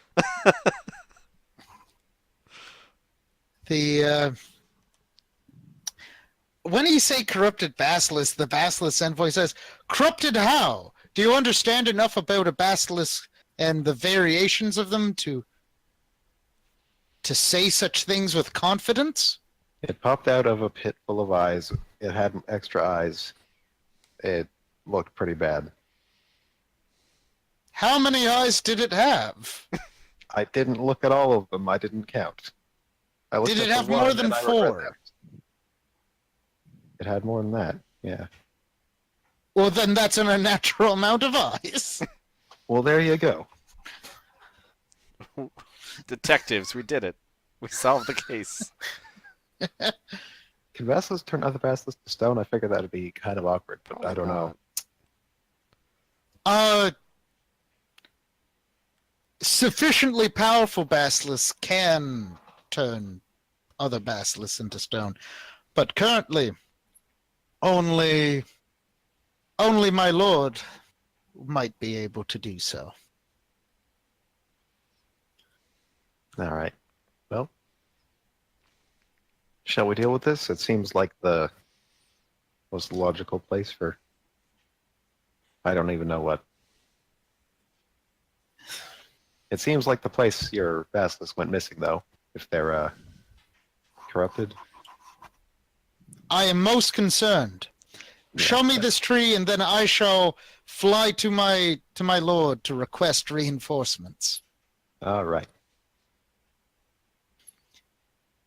So I'm thinking if we can spot the basilisk from a distance, we could get Akane to grab it without anyone else looking at it. And if Akane turns to stone... No, she won't, trust me. Oh, right, you do a ride check instead. Meta ride checks is nonsense. Woo! All right. Works for me. Sure. Then I guess everyone else can fight mushroom men. Burning swole mushroom men. Burning with strength. Infinite burning! Infinite burning. Well, we will have infinite strength as well. So, of course, the guys finding the corrupted tree could just decide not to go through the general entrance and just take your way through it. You have the ability. Oh, that's true. You have a liar. We could also just rip mean- through the tree with the bird. But Yeah. they might walk upstairs. I don't know. It's up to you guys. See if... I don't know if warp wood could pull us a hole in the bark, but Again, the bird is more than strong enough to just rip the bark asunder. it's a pretty big tree. She's a pretty big bird. Warp. It would take a while, that's all I'm saying. Are you sure it would take a while? I mean, this isn't even the full radius. It's 120 feet. All right, let me go get my numbers again. Okay. So, do we arrive at some point? Or do we just You do do. math? All right. You can't actually warp wood this tree. It's too large. Oh, that's right. It does work on... Her Yeah. deadlift without buffs is 100 tons.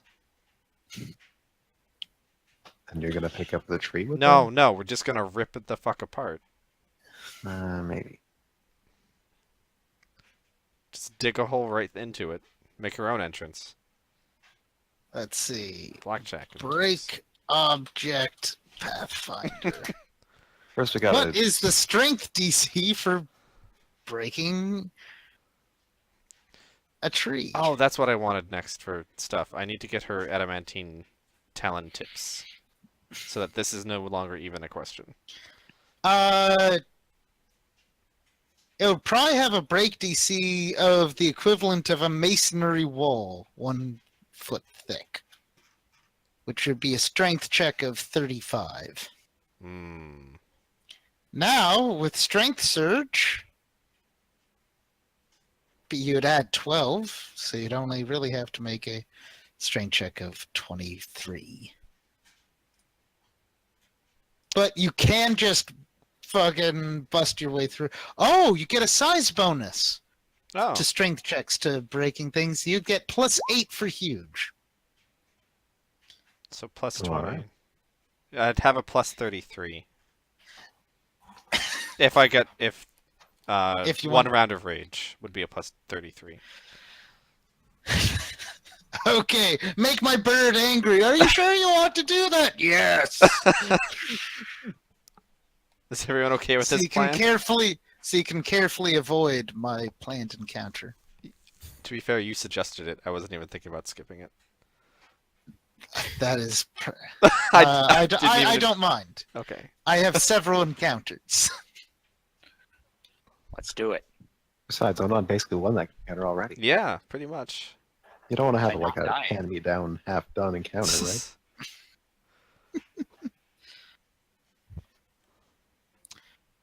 Okay, so you guys break through the side of the tree. You find that like the outside bark is quite strong, but once you get inside, it is rotten. And as you smash your way through, just like purple liquid with eyes just kind of runs, kind of like breaks down and runs out of the hole you've made. Mozus is going to start using create water to help dilute it as it starts to pour, and like clean up Okay. Akane's claws Yeah. as she's digging. That's Onan good. can do the same. I also have speak with plants I can use, which might be interesting to talk to The tree. the tree. There are also mushroom people inside that might be somewhat sane. We'll start out by talking to the tree. It'll last for like 15 minutes anyways. As we're digging into it, it's like, what the fuck, bro? Speak with plants, Pathfinder. Communicate with normal plants and plant creatures. Can ask questions and receive answers from them. Okay, Frosty, ask your question. It's fantastic. What happened to you?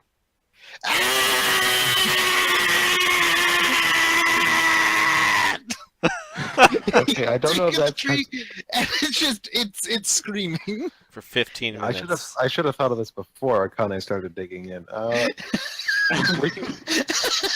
don't know if that's the real reason, but Were you screaming like this before Akane showed up, or were you just screaming like this because of Akane? I'm confused. It still screams. Well, it's a mystery. Yeah, you're trying to speak with a tree that has like corruption and fucking eyes growing out of its bark. What do you think it's going to be doing? It's not intelligent. I mean, I was hoping there would be something like I was hoping it would be like I am the corrupt. Yes, yeah, no, I understand what you're hoping for. I'm going to purge this world of my corrupted beauty. Like I was hoping No, for my plan has gone undetected for years. This world is imperfect. I get that reference. Thank you. Well, I see. Okay then. I see. So half now of Onan is it. just listening to screaming all the time. Well, that's what this spell did. Like on Great Warrior, honestly. It doesn't need to take breath. It stays screaming. And this is why Onan doesn't like the forest anymore. You went up to the one tree that's. It's kind of like going to an ER unit and trying to have like a nice small talk with a person on a trauma bench. All right. Okay, you break your way through.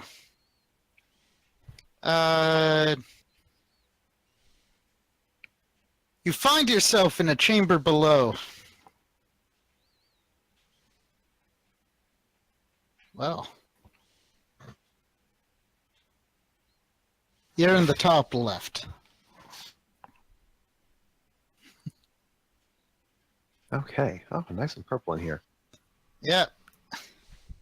And you hear in a booming voice that Frosty barely hears because the cacophony of the tree screaming. You hear in a booming voice, "You have come into the realm of Hasper. Well, how dare you come into my tree?"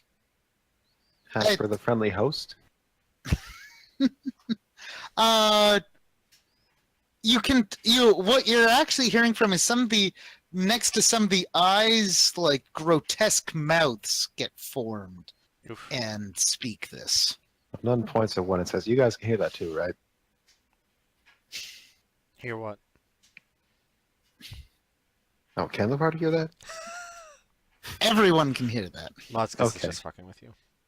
He's not trying to hide it. What kind of lawful are you that would play a practical joke? I mean, come on. We're on a mission here. Shape up. Sure, let me just tree stride. That was one time. It was very recent. So the voice continues as you guys gotta just ignore it. And it goes, if you come any closer, I will retaliate. We're gonna go closer, right? Let's see. I'm Retaliate how? I'm If gonna you're not talking. gonna switch to dark vision on the bird. And myself, actually, just for a moment. Okay. No, no, I I'll look wanna- away from the stream. I don't want any spoilers. I want to see if we're like walking into a giant mouth or something. I don't know. I mean, Advanced. I see some stuff. I see objects. Oh yeah, there's something over there. Yeah. Looks like one of them blizzard things. It's a crystal lizard. All right.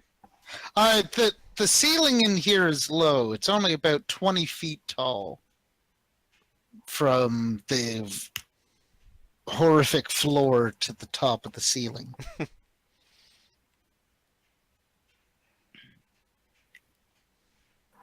If I see you have not feared my warning, now you will pay. Well, listen, Tree, you don't have to yell. We're inside you, okay? I'm not the tree. And everyone roll a will save. Oh no. Muscus, you are immune. Oh fuck yeah! Yeah. Okay. Money well spent. Fuck yeah. Plus 14. I think you are. It's a enchantment compulsion effect. Yep. I'm totally immune to that shit. That armor is busted good.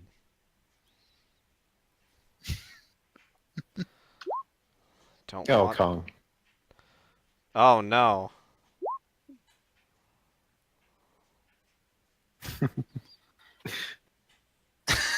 All right, Oh, trees. I only brought one break enchantment for this mission.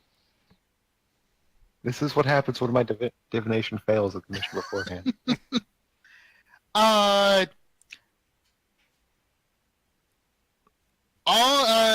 Kong fails, Mm-hmm. and so does Saruman. Shit. They are confused. Oh no. Oh no. Well, you got. I need everyone to roll initiative. This combat's begun. Yeah. Yes. Mm-hmm. I assume I reapplied that buff before this, right? That's agreeable, right, Ian? Which buff? The heightened awareness. Yeah.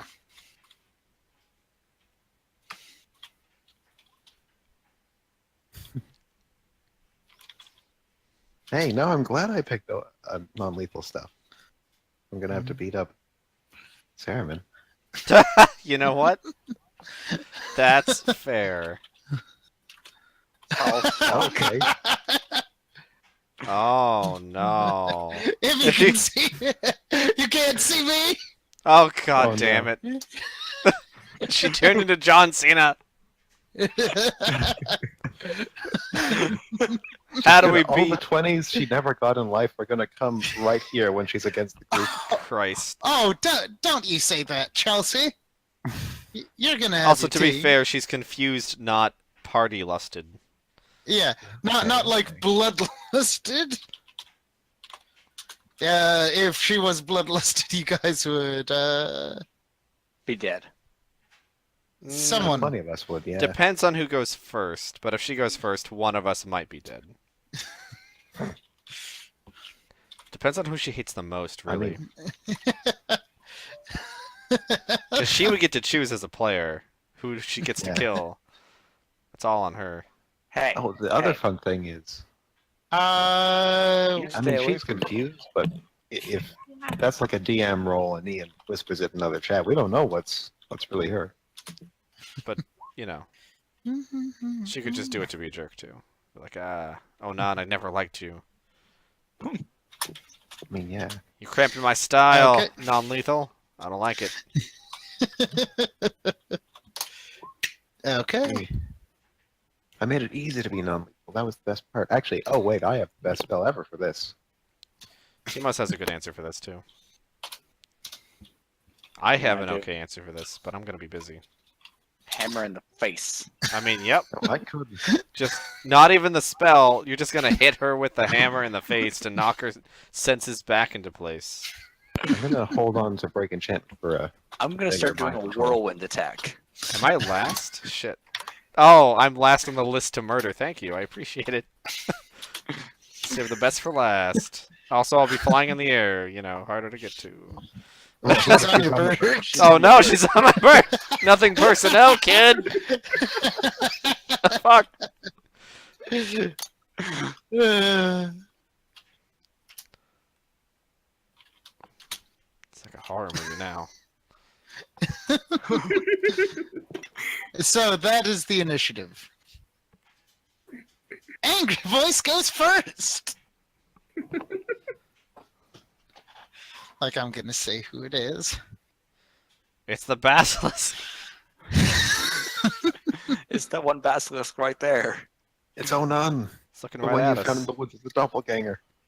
Surprise is the prince. Oh no! What? The prince became a tree. He's returned to nature.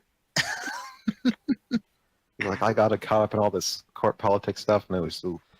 He turned a new leaf. Ah, Yeah. I like it.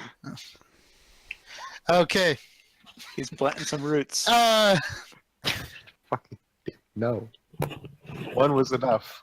No, we need more.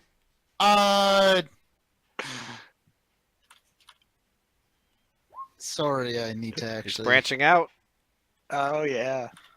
No. How much psychic damage do they take for coming up with these puns? I can't punish people for puns.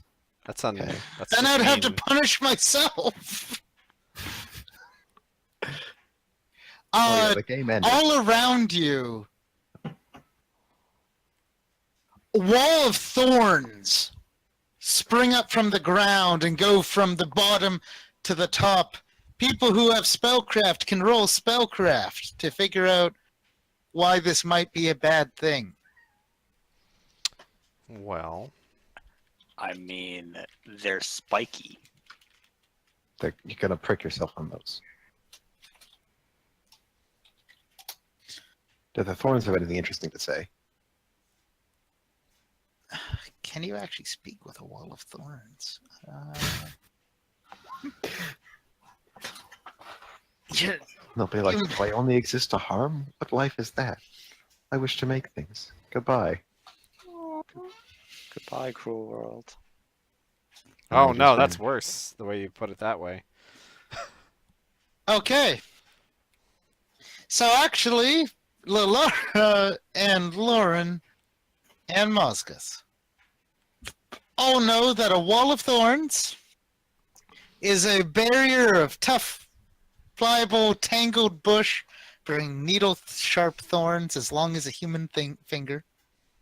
Any creature forced into or attempting to move through a wall of thorns takes piercing damage per round equal to 25 minus the creature's touch AC. Oof, that's a lot of damage. You can make it. Trying to force your way through the wall requires a strength check as a full round action. And you can chop away at it, but it takes a long time. Normal fire cannot hurt it, but magical fire burns it away in 10 minutes. 10 minutes. It's actually a pretty high level druid spell. All right. Who's next? It's Saruman. Alexandra, roll me 1d100.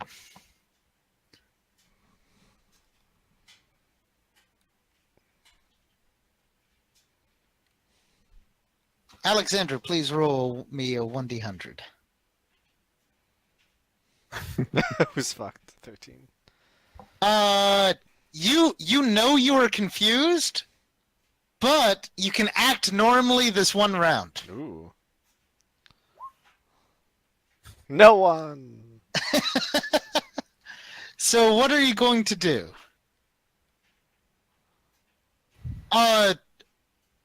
Akane trying to fly through the wall of thorns with everyone there is going to rip your bags, and I mean, I have a plan, but I don't know if I should say it until my turn. you could also try to, I guess, spell smite sections of it so you guys can get through. You want to get off the bird and far away from your friends. Okay. Are you gonna also turn invisible? So wait, She disappears Christ. and jumps off the bird. I don't rust any of you. Okay.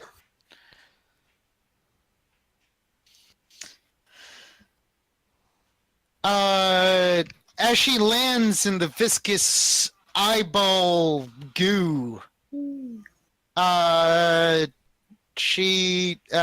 guys hear splashing, and then, but you can't see her because she is invisible. You might not even know she's confused because she acted first. Moscus, it is your turn. Muskus says, Saruman, back up. And then he takes the bird and goes back. Just through the hole? We're backing out.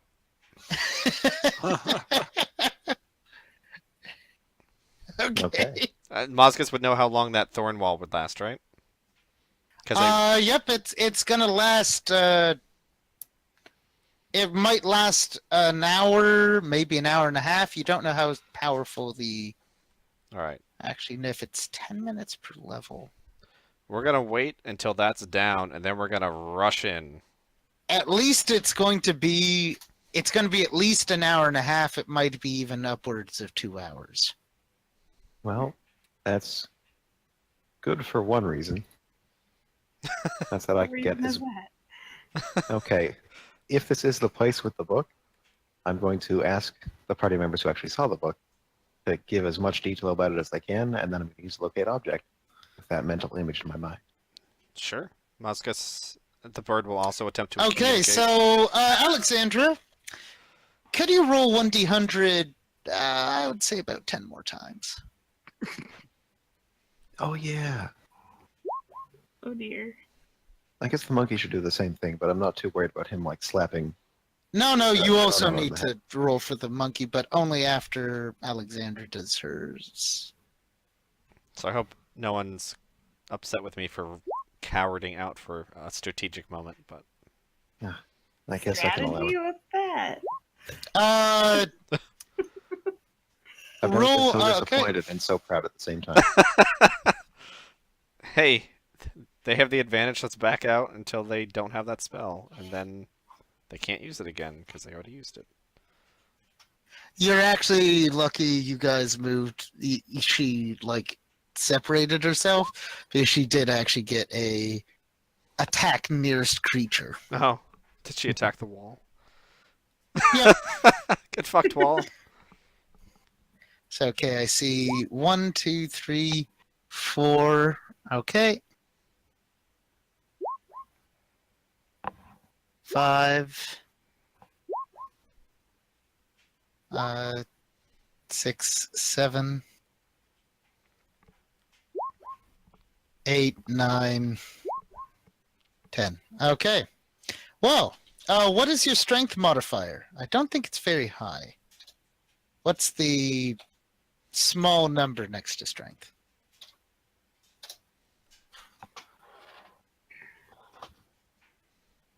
Like your dexterity has like a +8 or a +9. Your strength should probably have +0.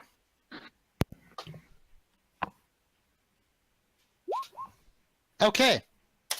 You do 13 damage to yourself as you spend half of the confusion cutting yourself. Ow. I'm the enemy here. And you emerge from probably like a minute after you're confused. You regain your senses and you are still invisible. Oh, but only briefly. Do you rush out of the hole that was created? Okay. Saruman emerges, purpled, bloodied, but otherwise alive. Out of the hole. Okay. Now let's see what Khan can do. So how many are we rolling? Just roll 10 d100, and I'll just look at the individual results. Wow, 381. What's that on your table? Okay. It's off the charts. 1, 2, 3. Okay. And what is its strength modifier? Oh, that's a very good question. I'm gonna, strength modifier is -3. Does it end up healing the party? It does 5 damage to itself because it's No. ineffective at hurting itself. Poor Kong. That's healing for Saruman, so she's healed up. I was just gonna do a positive energy, but whatever. Oh, all right. If that's your plan, that's fine. Yeah, let me remember how positive energy works. Have we ever seen Onun do that? No. Yes. Or- It's the life spirit thing. It's not actually part of her class features. Oh. It's her life spirit, wandering spirit. If I was a 11th level, so 6. Okay, so are you just going to wait and then like do another hole in a wall and another side Oh of no, it and go we'll in? go back in the same spot. Alright, whole party heals that. All right, everyone's maxed. Yep. So now we're going to bum rush in and attack. Basically, we're just restarting the fight, but a little easier. Okay. Wall of Thorns is a really good shutdown. It spell. seemed really good considering we couldn't go above it. It's like they thought of this. Why didn't we tear at the ceiling and floor, though? Take a while. I mean, yeah. Okay.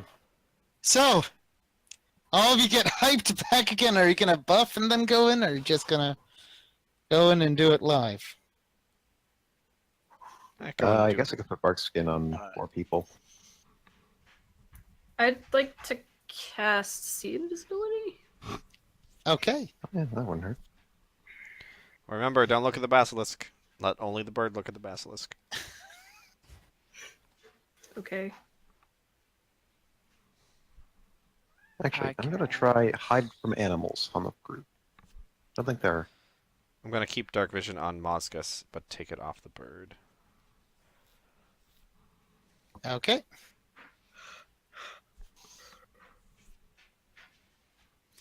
Okay, Okay. you guys get ready. So I'm Yeah, casting this on everyone, I cast and bark skin on. Probably. Huh.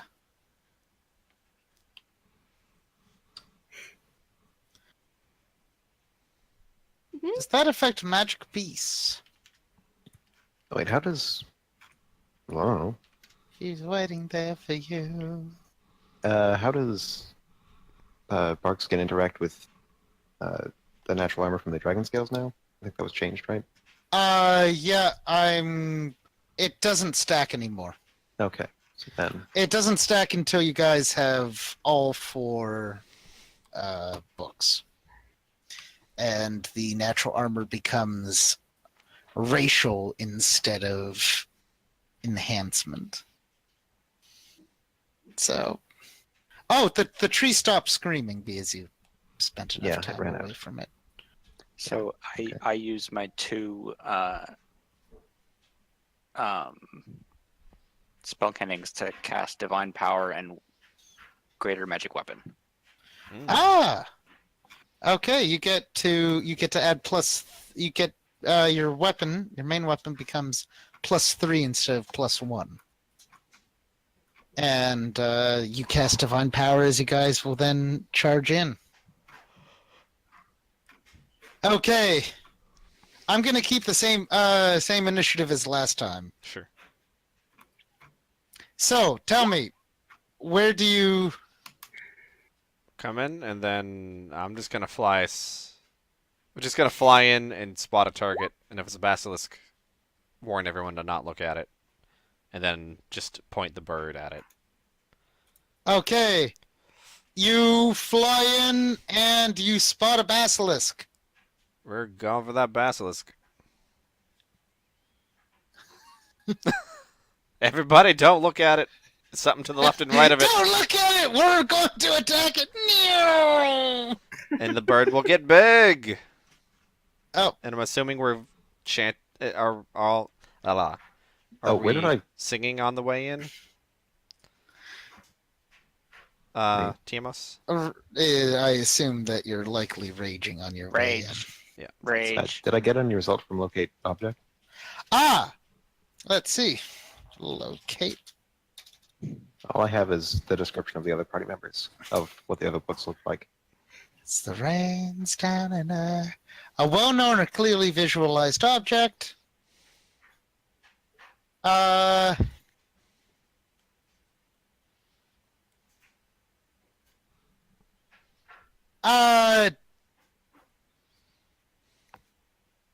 You know that it is below.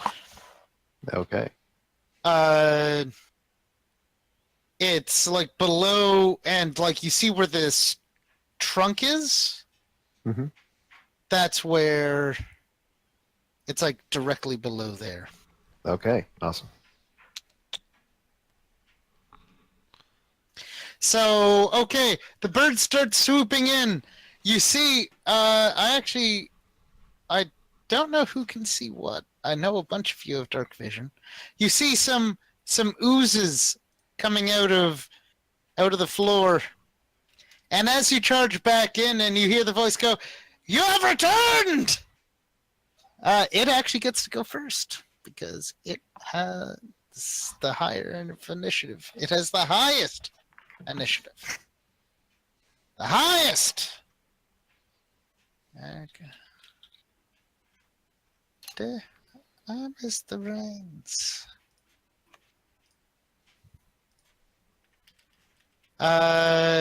It is going to cast.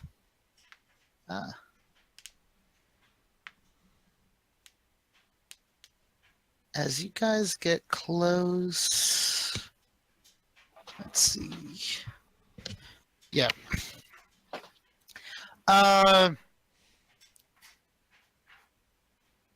Shit.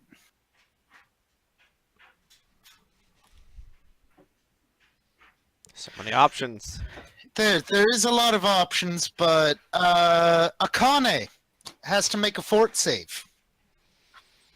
Fort save, huh? Mm-hmm. I'm gonna let her roll that As herself. a spell rings out. 'Cause she's got a pretty good fort save.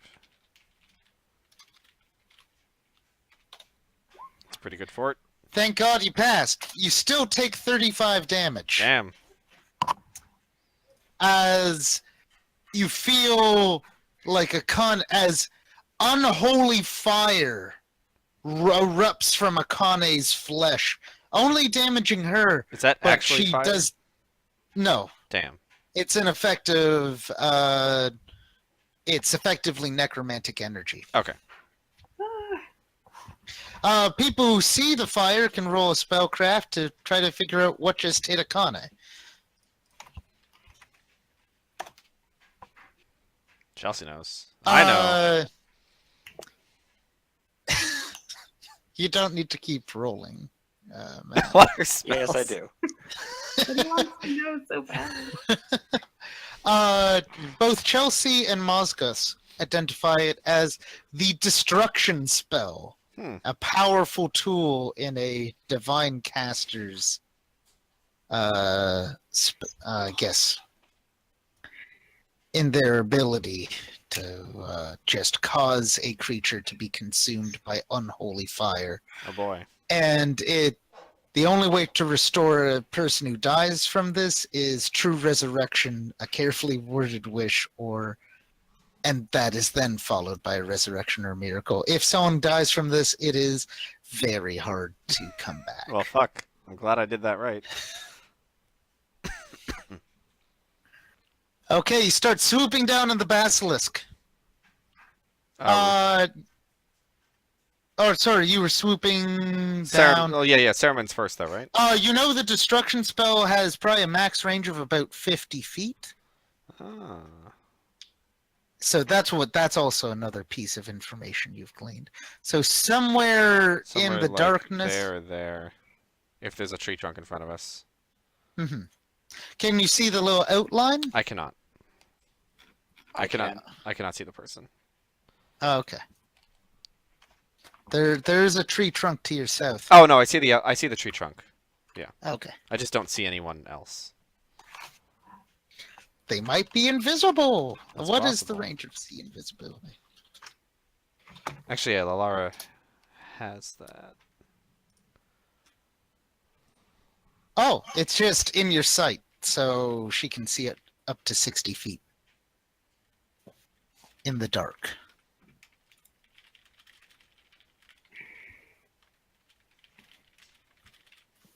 Okay, well.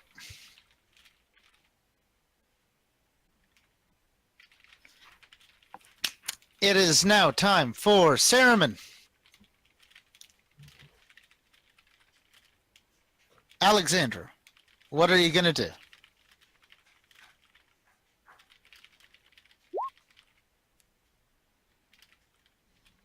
Okay. I guess roll a perception check.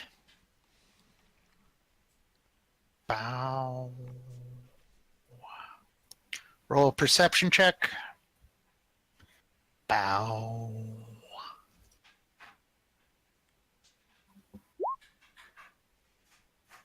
No, you don't really have a good perception check there.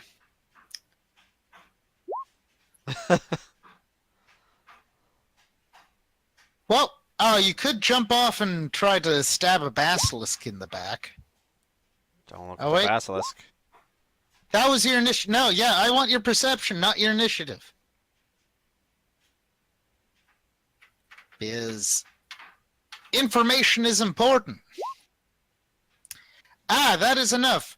Roll a will save. This is not like if you fail, it's a super negative thing, but you also get, because I assume you've taken rage into your heart, you get a +4 to, no, +8. Because a bonus to will saves and a bonus against, oh shit. Alexandra. You did it. Alexandra, you notice that the way the goop is interacting with the tree trunk isn't how it should be. The tree trunk is an illusion. Oh.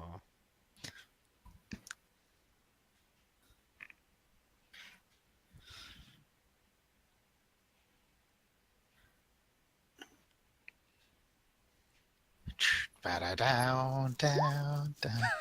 Okay, you tell the part. Celebratory dance. Da-da-da-da. Okay. What do you do?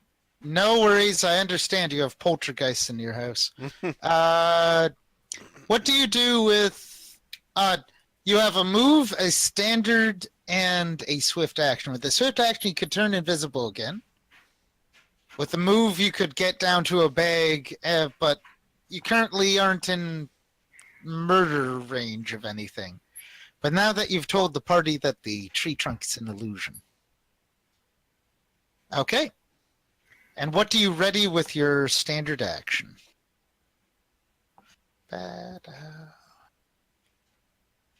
And while she's doing that, I need... I guess it will be Moscus's turn to... Okay. You ready your action to stab something if it gets too close to the bird. Moscus, you have been told that the tree trunk is an illusion. Roll a will save for you and Akane. Okay. So let's see. You You also get the +8. you also get the The +8. bard will get the +8 Ah, okay. because You don't want to. He doesn't rage. Moscus doesn't understand rage. We also probably don't see through that illusion.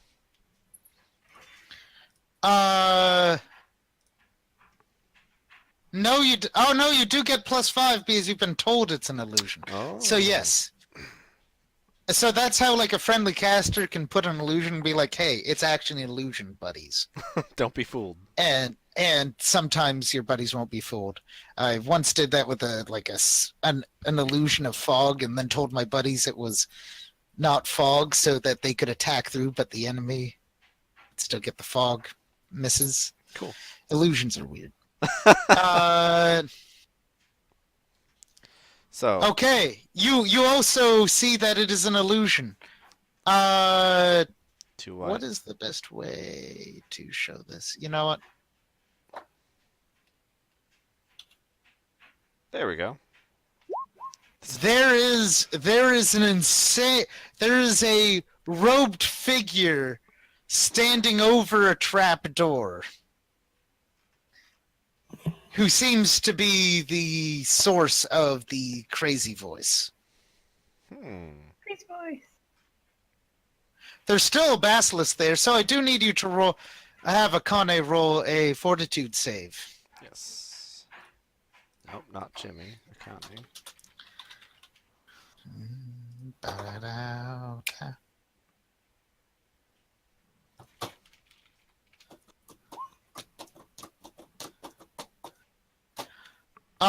It's a fortitude, but I know it's the same. Same number. Akane only takes 5 points of damage Hooray. as part of her talon turns stone-like. That stone talon attacks. Hurt. Are you attacking the basilisk? Oh yeah. Okay. So that's to hit.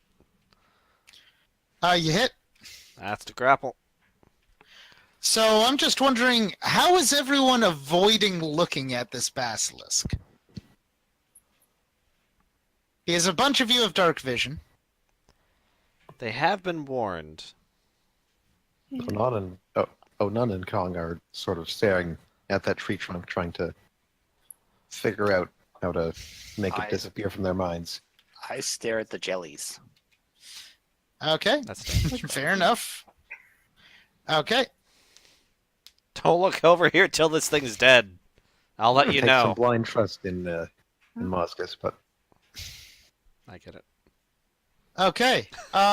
So that's Mosgus's turn. Shakti, you can roll a will save. I was gonna Yep. shoot a dispel over with. Oh, Moscus's okay. actual Shoot a dispel. Yeah, then roll 1d20 plus 12. 11. Unless you have anything that I'm a enhances mammoth your rider. ability to dispel. No. Let's see. Dispel. I'm awful at dispels. I need something that buffs it. Well, there's a pearl of luck floating around. It's on my neck. Would that buff caster level spells like attempts like that? You can add it to a caster level check. Oh, the once a there's day. debate about that. Okay. The once a day. Oh, okay. Well, Where you just go, fuck that spell in particular. The That's dispel what I do. magic does not work. damn it. All right, that's my turn. Okay. It is now Shakti's turn. You also see that it is an illusion. You see the caster within. How far away is this caster?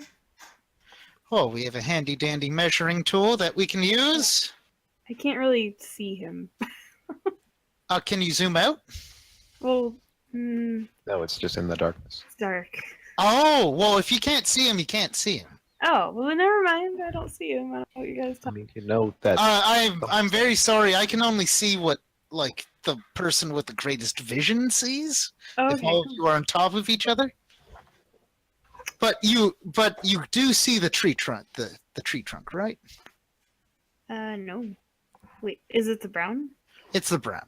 Yes, you're true. Okay, so you can see through the illusion because you know it's there. You can't dispel an illusion that you can't see.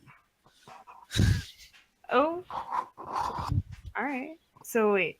No, you saw you've seen the illusion, you've dispelled it. You know that there's something over there. But Okay. you're also currently on the warbird and there's a basilisk underneath that you really don't want to look at. Yeah. It's true. I want to go over there to the guy, but I don't. Okay. You could start your way. That's over. okay. You can tree strut. Yeah. Or... you can delay your turn 1. I'm gonna do something to hopefully get rid of that effect. Okay. I'll. Yeah. I'll wait. Wait. No, I want to ready spell strike. Can I do that? You could. I guess you can delay your turn until you see something, and then your new initiative would be whenever the triggering event happens. But Onun is right after you, so it's not too great a negative. Yeah. So, you delay your turn. Onun, it is your turn. Okay, so normally Kong is a pretty sophisticated flyer on his own, but in this case, Onun's going to take him and throw him, because that way there's no way the illusion can stop him, as if it were a solid object that existed in his head. And also, by piercing it with a thrown object, that's interacting with it, which gives an even higher bonus to the will save, I believe. Well, you Gonna can roll only will make a save if you interact with it. there we go. Why I'm allowing you guys saves is that Saruman noticed that the water wasn't interacting with the wall Yes, like that's it what I should mean. have. So I'm going to try and will save both these characters to see through it. Okay. Kong is You going to... do get a +5, and if you're raging, a +8. That Okay. stacks. Start with none plus 14. I mean, you plus guys are pretty 5. good will save wise. So Okay, a 2. That's as low as it can possibly go because I reroll ones. Do I get anything for? No, nothing for interacting with it, right? no, you already got the +5 for being told it's not real. Okay. So And- Onun wouldn't know it's not real, Plus 6 plus 8. but would. Kong would. Yeah, just because it's also Okay. gone through it. So Kong gets thrown at it, and he bounces off. Wait, what? Huh. Do you know what shadow conjuration is? Oh, for fuck. It's partially real. Goddamn. That's really good. Okay. I know none's going So to. you throw it, and Kong's like, "Ah!" And then Onun's like, "What are you talking about? It's an illusion." Okay. That's actually Onan is going to trust her colleague because that is the respect she owes to. I think it was the general who saw it. Yep. Okay. Yeah, Saruman. that's a general. She assumes generals don't make mistakes. So now she's going to cast a spell on that wall with Dispel. Okay. if throwing the monkey counted as a standard action, then The monkey can throw itself off of your palm. okay, I guess. I mean, it has its turn. It can fly at it. You can just be like, "Go," and he's like, "Ah, oh, awesome!" Yeah, no, that's what I meant. Is if it existed in his own mind and he just went. Well, on his own. it's not like he was flying full speed at it. He was flying up to it Okay. and then trying to go through it, but not at a pace that would hurt himself. Okay. So I'm going to do a quicken dispel magic. Oh wait, and then- was that 27 the monkeys? that was the monkeys. Yeah. The monkey does go through. Sorry, 27 is good enough. Okay. 21 isn't.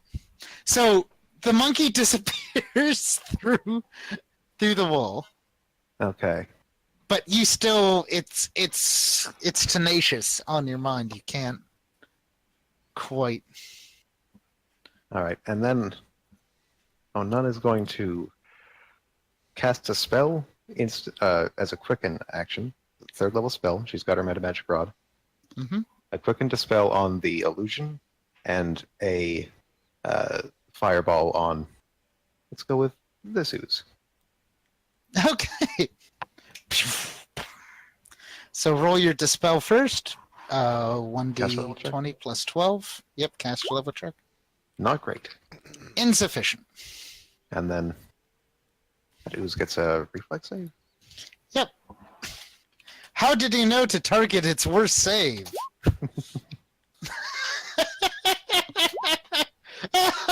Deal double damage. Okay, awesome. What'd you hit it with? Fireball. Oh, nice. So, Roll 20d6 non-lethal damage. Oh wait, it's non-lethal. Fuck you. Doesn't affect the ooze. Oh god damn it. Okay. Does 75 nothing. Yeah. The ooze does not. Literally, you cannot knock out an ooze. God damn Actually, it. Why let's did see. Pathfinder ooze non. Man, it seems like non-lethal is a really bad thing.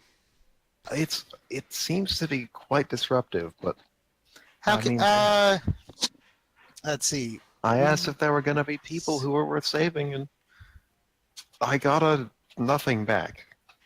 Well, I mean, And I want it to be safe. Then and there are sound. no people. yeah. No, I got like divination failed. Immunity to okay. It's still non-lethal fire damage. No. It is not immune to non-lethal damage. Oh yeah. Oh, that was 3.5. Yeah. Yeah, they changed Knocking out a an bunch. It's immune to all mind-influencing effects, gaze attacks, poison, sleep, paralysis, polymorph, and stunning, critical hits and flanking, and no sneak attack. But it's not immune to non-lethal damage. Okay. Get wrecked, slime. Oh, when the monkey has his aura of The silence ooze on. goes dormant? Is the best way of describing that? Okay, apparently the monkey doesn't have. Shall I have dark vision? I need to look at so much stuff today. Bow down, down, down. Dark vision 60 on the monkey, but it's not actually there. Oh, sorry. Let me. Okay. So the monkey is going to land like over him and put on silence. And that's turn. That's a good turn. Yep. It is now time for Shakti. You held your action. You still actually can't see. I don't. But think. you would have seen the monkey go through. You would have seen the monkey go through.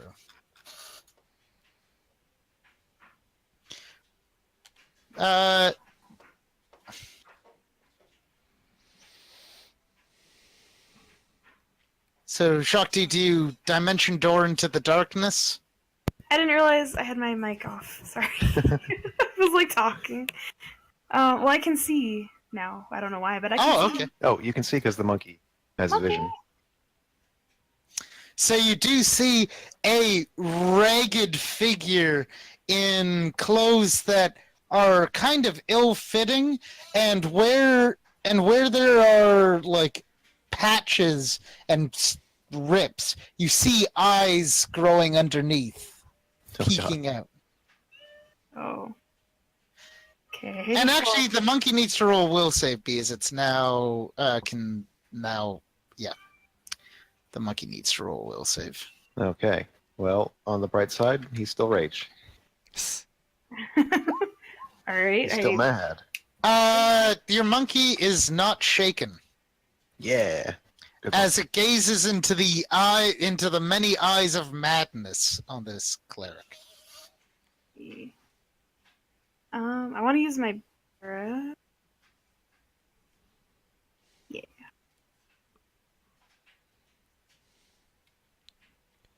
And Alice can get flanking if the monkey's on like checked square, right? Yeah. Yay. 30 feet or 60. Are you doing bladed dash, Oh, no. or what are you doing? I would like to try to use my breath weapon. Oh, Ooh. okay. The monkey would be there. Oh, well, I don't want to hurt the monkey. Never mind. All right. Okay. Fine. I will. I don't trust this guy. I mean, it's what, a reflex save to avoid? Yeah. It's still Monkey not will worth be- putting your monkey at risk for no. No, I wouldn't do that. Okay. All right. Wait. All right. Can I use my spell strike to add my vampiric touch to my weapon? No, you'd have to get over there. So how are you first getting over to there? Well, I was going to prep that. Okay. Oh, are you are you jumping off of the bird and charging? Are you Yeah. Pretty dimension much. touring? I'm going to jump and charge, so I have that for. Okay. So you get. That's a silence. Oh, you can't actually cast in the zone of silence. Yeah, I think you can cast before you go, right? Oh, you can hold the spell. Yep. You cast Vampiric Touch quickly, and you hold it in your likely Ghoul Claw hand. Yes. And you can charge in and either attack with your punching dagger and release the Vampiric Touch, or try to Ghoul Claw, which has a less chance of hitting. But I will do my star knife. I just forgot the word for it. Yes, Okay. I'll do my star knife attack. roll your Star Knife attack with +2. Right. Bum, ba, da, da. Okay, and as Shakti does that, the oozes start kind of migrating slowly. Oh no. Get him off, mate. Okay, you hit. Roll your damage, and I'll roll the will save for the Vampiric Touch. Bada. She takes half damage. The Basilisk is... Okay. And then roll your Vampiric Touch and do... And I'll take half damage there. The Basilisk is going to try to escape from your bird's grapple. Fucking luck. Yeah. Its animalistic intelligence is going to try to... This is not a smart No. creature, Might be strong. Nope. but it's strong. It would need a 51. Whew. So it effectively needs a 20. It needs a 20. Okay. Your Vampiric Touch would be 5d6. Okay. I couldn't remember. This Basilisk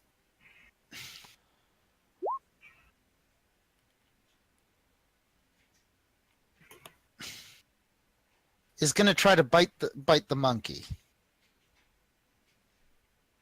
Okay. And then so Shakti gets 8 extra hit points as temporary hit points. The Basilisk is going to try to bite your monkey. Oh, none. Oh no. Let it try. Ooh. Oh no, it hits.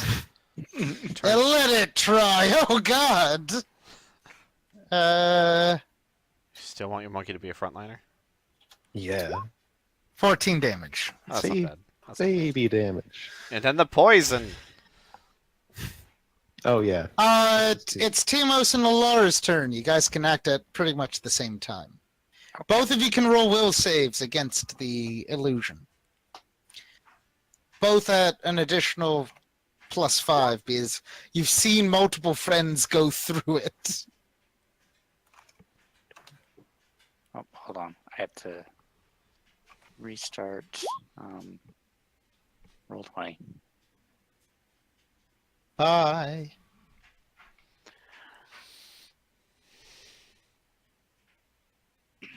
Yes, I'm waiting for Timos to. I'm gonna ice tune whatever this guy. Okay. Nice. It will roll a fortitude save. It will likely fail. Yep.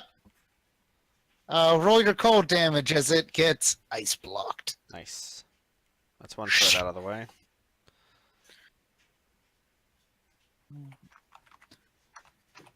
Okay, and what are you going to do with your move action? Gonna stay on the bird? Yeah, I'm just gonna go back to staring at Akane's feathers. They're pretty. Could you roll a will save? Oh, you did? You see did. through the illusion. Yay. Sorry, And- my Roll20 is not letting me. I see what you rolled. You do see through the illusion. Okay. The additional +5. So, I'm gonna move off of Akane and command my boots to fly. okay. Okay. So you're now flying, And I will. and you can. Do you have a move action with that? Yeah. I will move here. Roll a fort save as you're now in this basilisk stare range. Okay. You get an additional +4 because it's a magical effect, and you're raging. Actually, only Tiamos is raging. He's entered into the zone of silence. Oh shit. Oh no. So, you're fine, Tiamos. Cool. Okay. It's this caster who's now feeling rather pressured and can't actually speak. This caster goes, that you are, Chelsea. Goes into, looks at what's happening now, sees that you've broken through her illusion, which is actually relatively high level illusion, which makes her a bit sad. And she says something menacing, but none of you can hear it. And then opens the trap door and falls down it. Attacks of opportunity. Shakti gets an attack of opportunity. So does Rukong. Yeah, Oh Rukong. yeah. Finish her. That should be on the map later. Oh Give god, her it disappeared. one. She got rid of the trap door.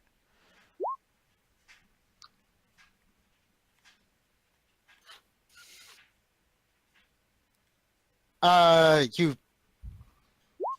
Oh yeah. Destroy. Is it a normal attack? It's a regular attack. Yep.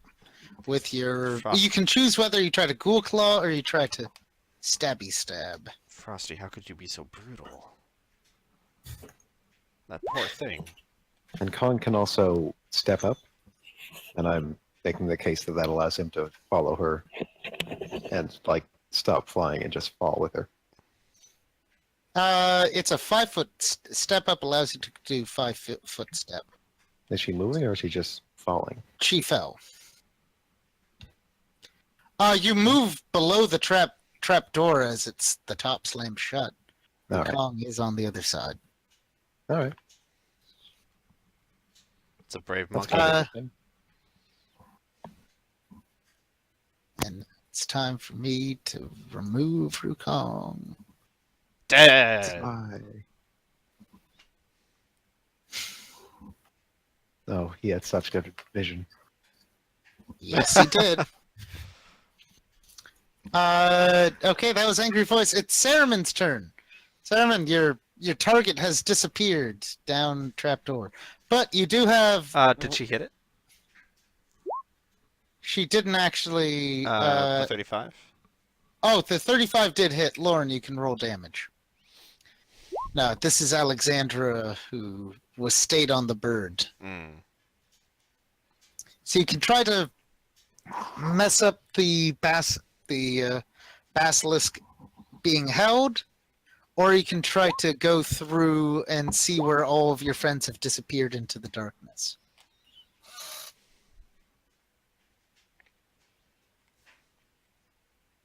Darkness enveloping me.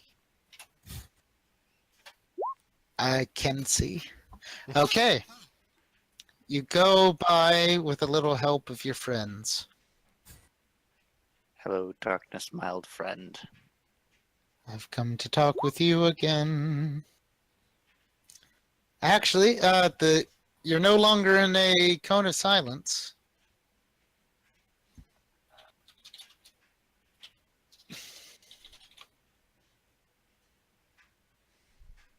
Oh yeah. Also, I do want to say that. Where is it? Where is it?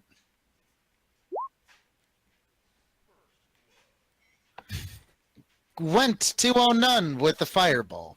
Oh yeah. Well, first, I mean, it's just sleeping. It'll wake up. Okay. I will add that extra 1 in damage diligently. Okay, so Alexandra, you can keep on moving. You have like you can move up to. That is a single move action. You do see the trap door, and you do see the basilisk. Roll a fortitude save. You do get the rage bonus because Rukong's silence is now below the trap door.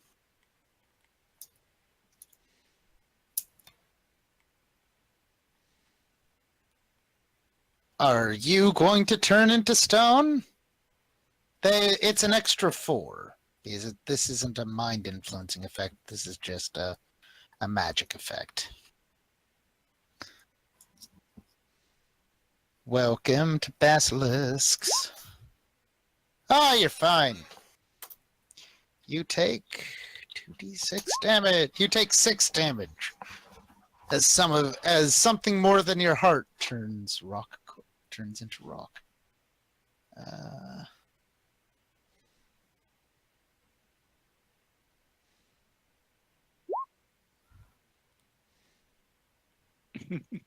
Mm-hmm. It is now Moscus, your turn. All right. I probably can't. Well, I probably could stab it while closing my eyes. You would get a 50% miss chance. I mean, the bird can only hold it in so many places. It's pretty big.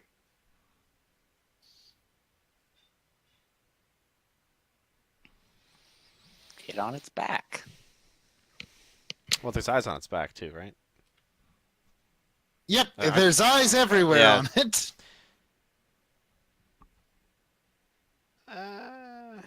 Well, at least Or you could just drop it and just no. I'm go not, into. no. Not Oh, I letting know. this thing Hit it go. in the eyes. The eyes don't have eyes. If only I had a blinding light to make it shut its eyes or something. I guess I'll move to pin with Akane. And I assume that's a pin. Does it take damage still? I don't remember how. Now that you've pinned it, you can make it take claw damage. Okay, so I'll do a claw damage. And I guess Moscus will just stab blindly. So... Oh, well, that's a fail. Let's see if that's a confirmed fail. No, that's a... No. Oh, well, let's see if that's... What a see! You don't know how to attack without being able to see what you're attacking. God damn it. Oh, It's a question. comedy of errors. Question, would the Goss mask help Akane in any way against this thing? Probably not. Oh. Goss Mask does a lot. So let's see. Oh yeah, I forgot to mention the bird has a Goss mask on. Kind of changes the whole outlook on the way she looks. Yeah. It's like very majestic and post-apocalyptic. No. Okay. It does not help against gaze attacks. I didn't think so, but... So I'm assuming Moscus doesn't do anything, but at least the thing's Moscus pinned. does not. Moscus flails at it. I can't hit it. I can't see it. All right, somebody else. So it is now time for Shakti. Your target has fled, but you now have a basilisk right in front of you. Roll a fortitude save. I'm a four. Yes.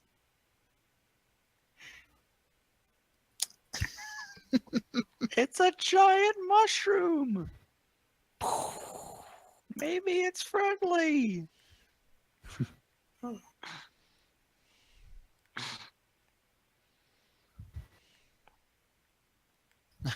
You succeed. You only take. Man, none of you are falling to the basilisks. Don't worry, I'm going to next round. I want to believe. Now, so Shakti, your target fell down, but you have a basilisk right in front of you. Lauren, what are you going to do? I still want to try my sonic breath weapon.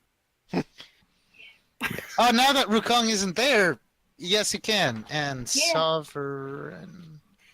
Or I mean, you could like open the trapdoor and just shout down it. Get back here, you dumb But- bird. Dumb But monkey. But the monkey's probably still like with her, right? Oh Yeah. yeah. Oh yeah, that wouldn't be good. Additionally, how do sonic weapons work through a zone of silence? Like, Oh, they probably wouldn't. Yeah, It wouldn't. But yeah. you could Cool. use piercing instead, though. that's true. You just go. It's actually really cool Just- that the two of us get like two different choices. Yep, it's because dragons get two different choices Hmm. for the most part.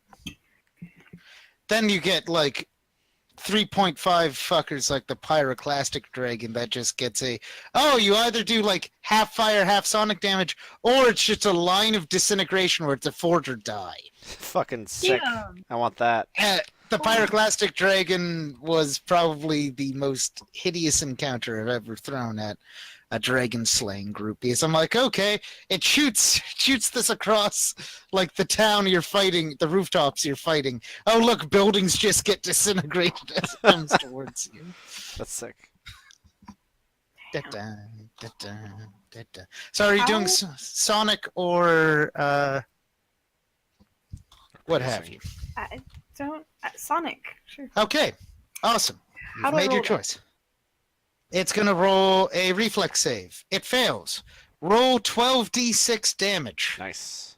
It's actually as quite a lot. you and you canary scream at it. Canary scream. Yeah, Oh, like Black Canary. Oh, I'm not that familiar.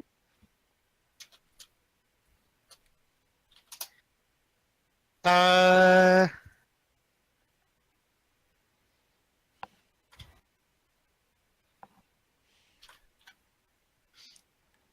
Oh. Yeah. Oh. okay. It is now time for Onun. Okay. We can hear the canary scream. Great. That's a very good question. What is Onun going to do now? She lost her pet. Because she keeps on seeing her friends disappear through the wall. I'll allow you another will save. Okay. Because so many of your friends have gotten past it. This time for real. She's going to jump herself off of the wing of the bird and just try not to face plant against the wall. Roll a will save. Oh, this is going to be fucking glorious. Ah, some fuck. Okay. Okay. If you roll another 2, it's going to be fucking hilarious. Yeah, I know, right? It's 14 plus 5.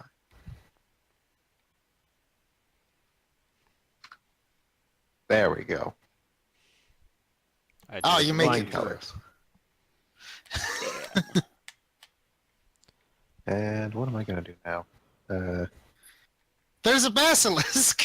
Roll a fort save.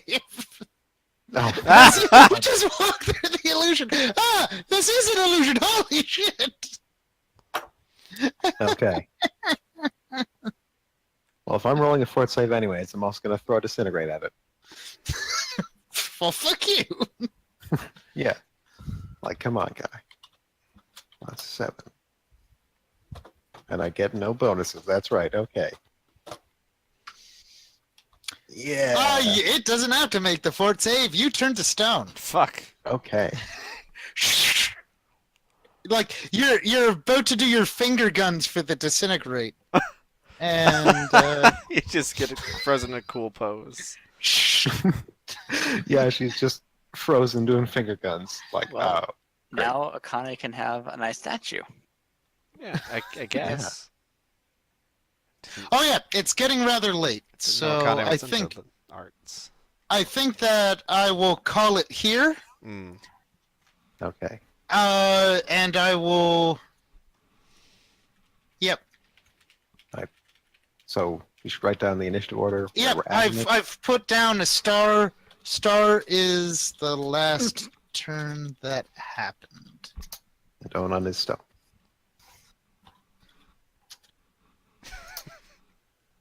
Oh, dang it. I'm just going to delete this now. Ian, You I got have a there first. question. Yes.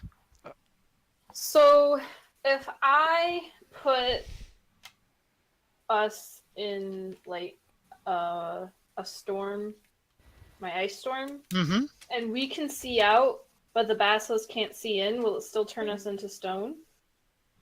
Ha. Or wouldn't sunglasses Uh, fix that then? You that would work. Really?